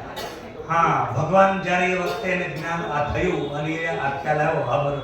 તો કહેવાનો મતલબ કે આપણે બધાએ જ્યારે આવી રીતે અધૂરું જ્ઞાન હોય અને એમાં આ બધું આપણને નડતું હોય છે, પણ સીધી ભાષામાં હવે અહીંયા ભગવાન જ્યારે નામકરણ થયા પછીથી ગર્ગાચાર્યને ભોજન કરાવ્યું, ભોજન કરાવ્યા પછીથી જ્યારે હવે આગળ ભગવાન ધીરે ધીરે હવે મોટા થયા, ભાકર ભર્યા હાલતા થયા, અને હવે એને માટી ખાધી. શું ખાધી? માટી ખાધી. માટી ખાધી એટલે યશોદાએ એને માટી ખાતા જોયા એટલે બલરામને સમાચાર આપ્યા. માટી ખાતા આવીને કાન પકડીને યશોદાએ કીધું, ગઈ તે માટી ખાધી? અહીંથી એને શું કર્યું કે ખોટું બોલવાનું શરૂ કર્યું. હવે ભગવાન કૃષ્ણએ અહીંથી ખોટું બોલવાનું શરૂ કર્યું એટલે આપણે ગીતાની અંદર ગયા હતા ઊંડા. હવે મને યાદ આવ્યું થોડું કે યુક્તાહાર વિહારસ્ય યુક્ત ચેષ્ટસ્ય કર્મસુ યુક્ત સ્વપ્નાવો બુદ્ધસ્ય યોગો ભવતિ દુઃખા. બધા પ્રકારના દુઃખને દૂર કરવા વાળો આ યોગ, એ સંયમ અને નિયમની આપણને બધાને શું છે કહો જરૂર છે. તો સંયમ નિયમ વગર, કોઈ ધર્મમાં તપ વગર, કોઈ ધર્મમાં તપસ્યા વગર તમે ક્યાંય પણ કશું કરી શકતા. તો અહીંયા સંયમ નિયમની જરૂર છે. એટલે હવે યુક્ત આહાર વિહારને આ શાસ્ત્રના પ્રમાણ પ્રમાણે આપણે અહીંયા નીતિ નિયમનું થોડું પાલન કરીએ છીએ. હવે મૂળ વિષય આપણો ચાલે છે કે સંયમ નિયમની આહાર વિહાર અને ઉપવાસની જરૂર તો છે, પણ શાસ્ત્રોક્ત વધારાના ડાપણની જરૂર નથી. એટલે હવે ઓલું જે વાંદરું હતું ને એ આના મગજમાં ગીરી ગયેલું હતું. એટલે મગજમાંથી નીકળ્યું નહીં. એટલે એ જ્યારે બરોબર 4 વાગ્યા અને મંત્ર જપ કરવા બેઠો, જેવો મંત્ર જપ કરવા ગયો અને તરત પાછું વાંદરું યાદ આવ્યું. અને આંખ બંધ કરે ને કાં તો એ કે હારું કાળું યાદ કરવાનું કે આ લાલ માકડું યાદ કરવાનું. હવે માકડું યાદ આવે તો વાંધો નહીં કે કાળું આવે તો વાંધો નહીં. હવે નવી સમસ્યામાં ગરી ગયો મગજમાં. નવી સમસ્યા. આપણે બધાએ એક સમસ્યામાંથી કેટલી સમસ્યાઓ ઊભી કરી દીધી. મંત્ર સિદ્ધ થતો જ નહીં. હવે મંત્ર સિદ્ધ કરવા માટે વળી એનો આંખ બંધ કરીને બેઠો હતા. વળી પાછું કે એક વાંદરો તો હરું પૂછડું પકડીને કૂદકા મારે છે. કેમ કે ડિસ્કવરી જોતો હતો. ડિસ્કવરીમાં ઘણા બધા વાંદરા જોઈ લીધા. એટલે કે હવે આમાં કયું વાંદરું જોવાથી આપણે વાંધો નહીં અને કયું જોવામાં વાંધો પડે. એટલે પાછો વિચારમાં પડ્યો, ગયો ગુરુજી પાસે. ગુરુજી, આમાં વાંદરું યાદ નહીં કરવાનું, એ તો હારું કેમ કરું? કારણ કે તો મંત્ર સિદ્ધ નહીં થાય. પાછો ફરી બીજા ગુરુ પુષ્યામૃત, એમ ત્રણ ગુરુ પુષ્યામૃત યોગ ગયા અને ભાઈથી મંત્ર સિદ્ધ થયો નહીં. અને છેલ્લે શું કીધું કહો, કંટાળી ગયો અને જૈન ગુરુજી કે લ્યો તમારું કાગળિયું તમને પાછું, મારે મંત્ર જપવો નથી.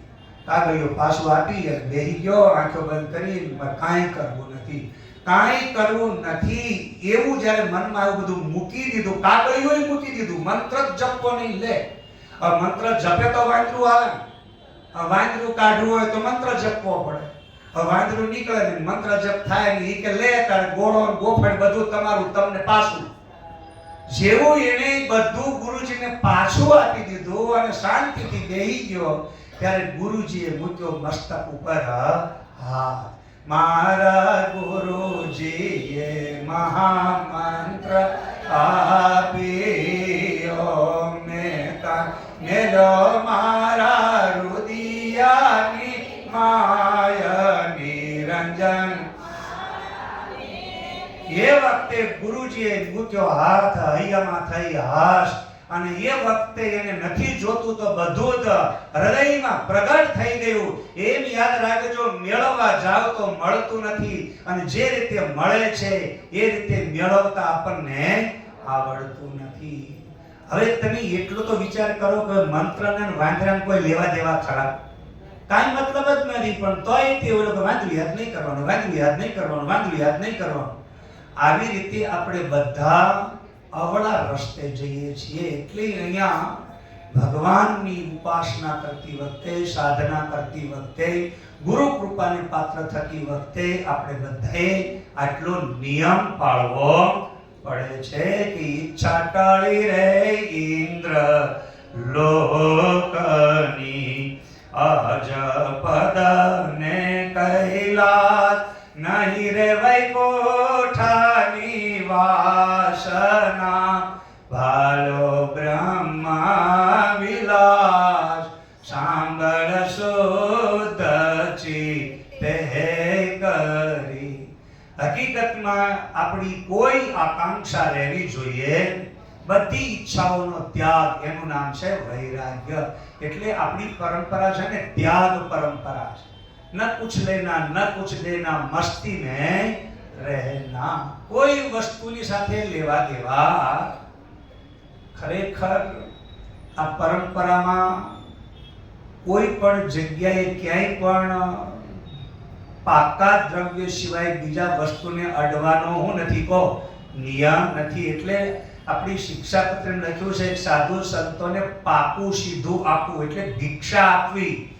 ગાડીમાં બેહે તો ટિકિટ લઈ દેવી, જ્યાં જાય ત્યાં ગાડું કે લઈને લેવા જવું, આવું બધું લખ્યું છે. પણ ક્યાંય કોઈ જગ્યાએ એવું નથી લખ્યું કે તમે આટલા રૂપિયા આપો ને આટલું આમ આપો ને, એવું કાંઈ લખ્યું. અત્યારે સમય કળયુગનો આવ્યો છે, એટલે કળયુગ બધી જગ્યાએ હું કરે તો ભરડો લઈ ગયો છે. આ બારી ખોલો થોડી, પરસેવો વળી ગયો મને. તમારે બધા એસી ચાલુ છે? કોલેજ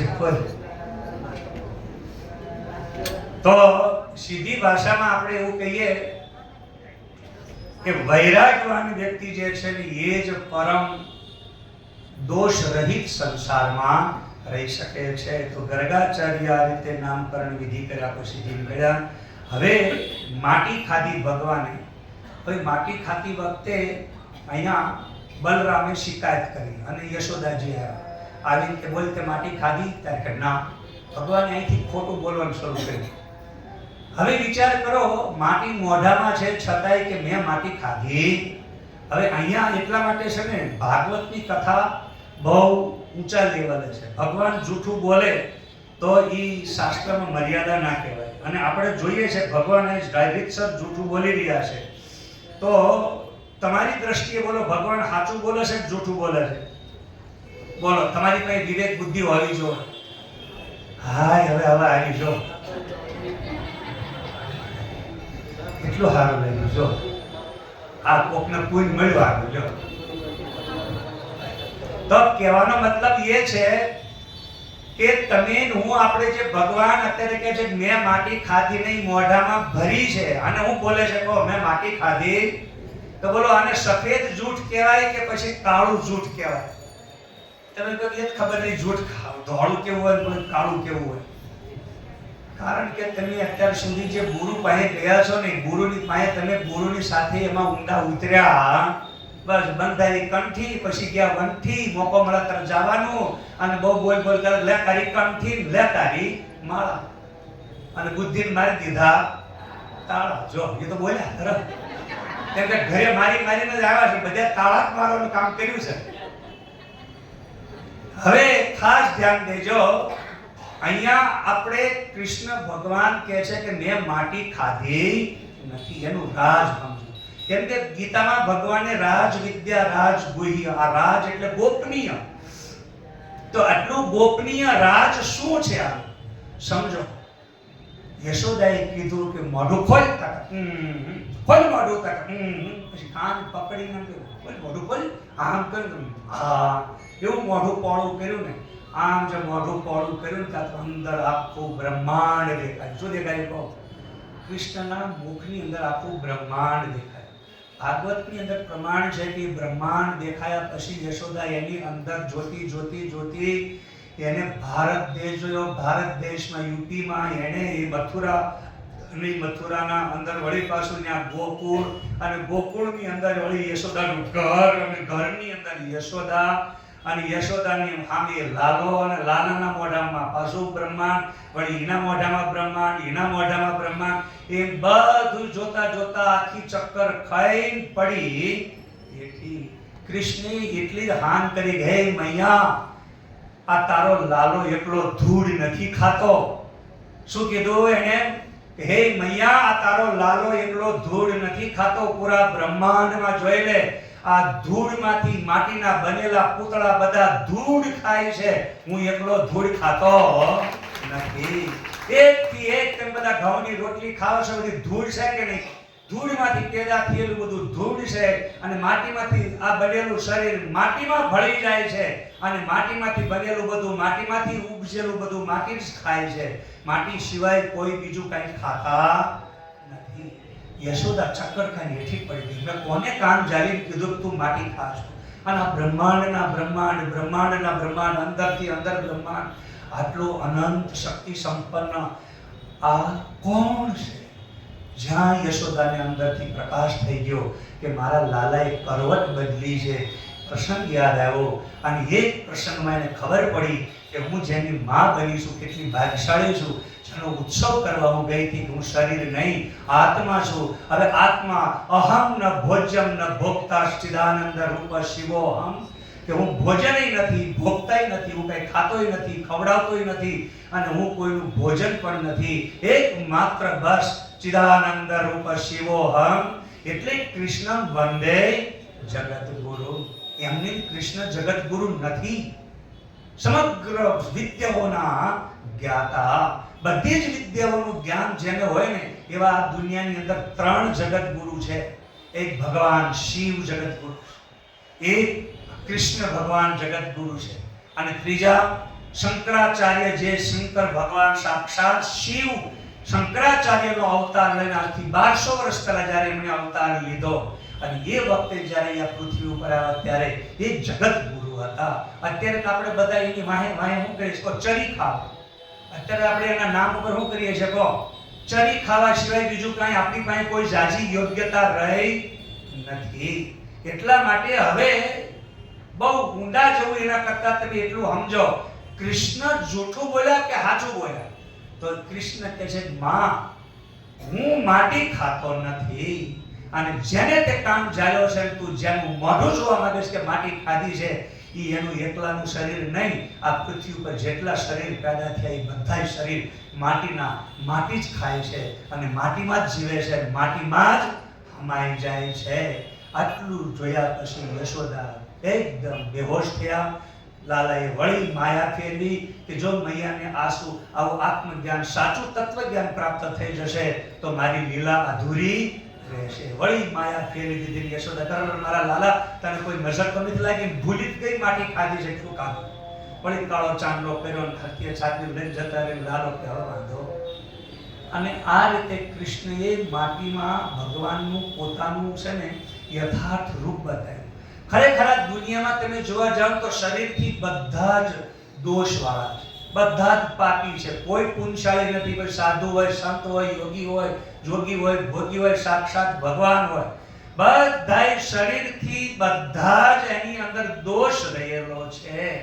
એટલે હવે એ દોષમાંથી છૂટવું હોય તો એક જ ઉપાય છે, દેહને તો કદી હું કરી જાણમાં આત્મયાનંદ ગના ઓમ હરે ઓમ. તો શરીર હું નથી, હું સચ્ચિદાનંદ સ્વરૂપ ચેતન આત્મા છું. આટલું જો નક્કી થઈ જાય તો હવે અહીંયા સુખદેવ મુનિ પરીક્ષિત રાજાને કહે છે કે હે રાજન, તારા ઈષ્ટદેવ જન્મથી જ આટલી અદ્ભુત દિવ્ય અવસ્થા એને હૃદયમાં પ્રાપ્ત કરી છે. શરીરથી કોઈ પણ વ્યક્તિ અહીંયા બચી શકતા નથી અને શરીરથી કોઈ પણ વ્યક્તિ નિષ્પાપ રહી શકતા નથી. તારા હાથે જો પાપ થયું છે, સંતનો અનાદર થયો છે અને શ્રીંગી ઋષિનો શ્રાપ તને લાગ્યો છે, તક્ષક નાક કરડશે, તો યાદ રાખજે શરીરને નાક કરડશે પણ આત્માને કાંઈ થશે નહીં. આ રીતે ખરેખર આ પ્રસંગ આપણે અહીંયા શ્રવણ કર્યા પછી હવે 10:30 થયા છે એટલે વિશેષ પાડી બોલ સચ્ચિદાનંદ ભગવાન.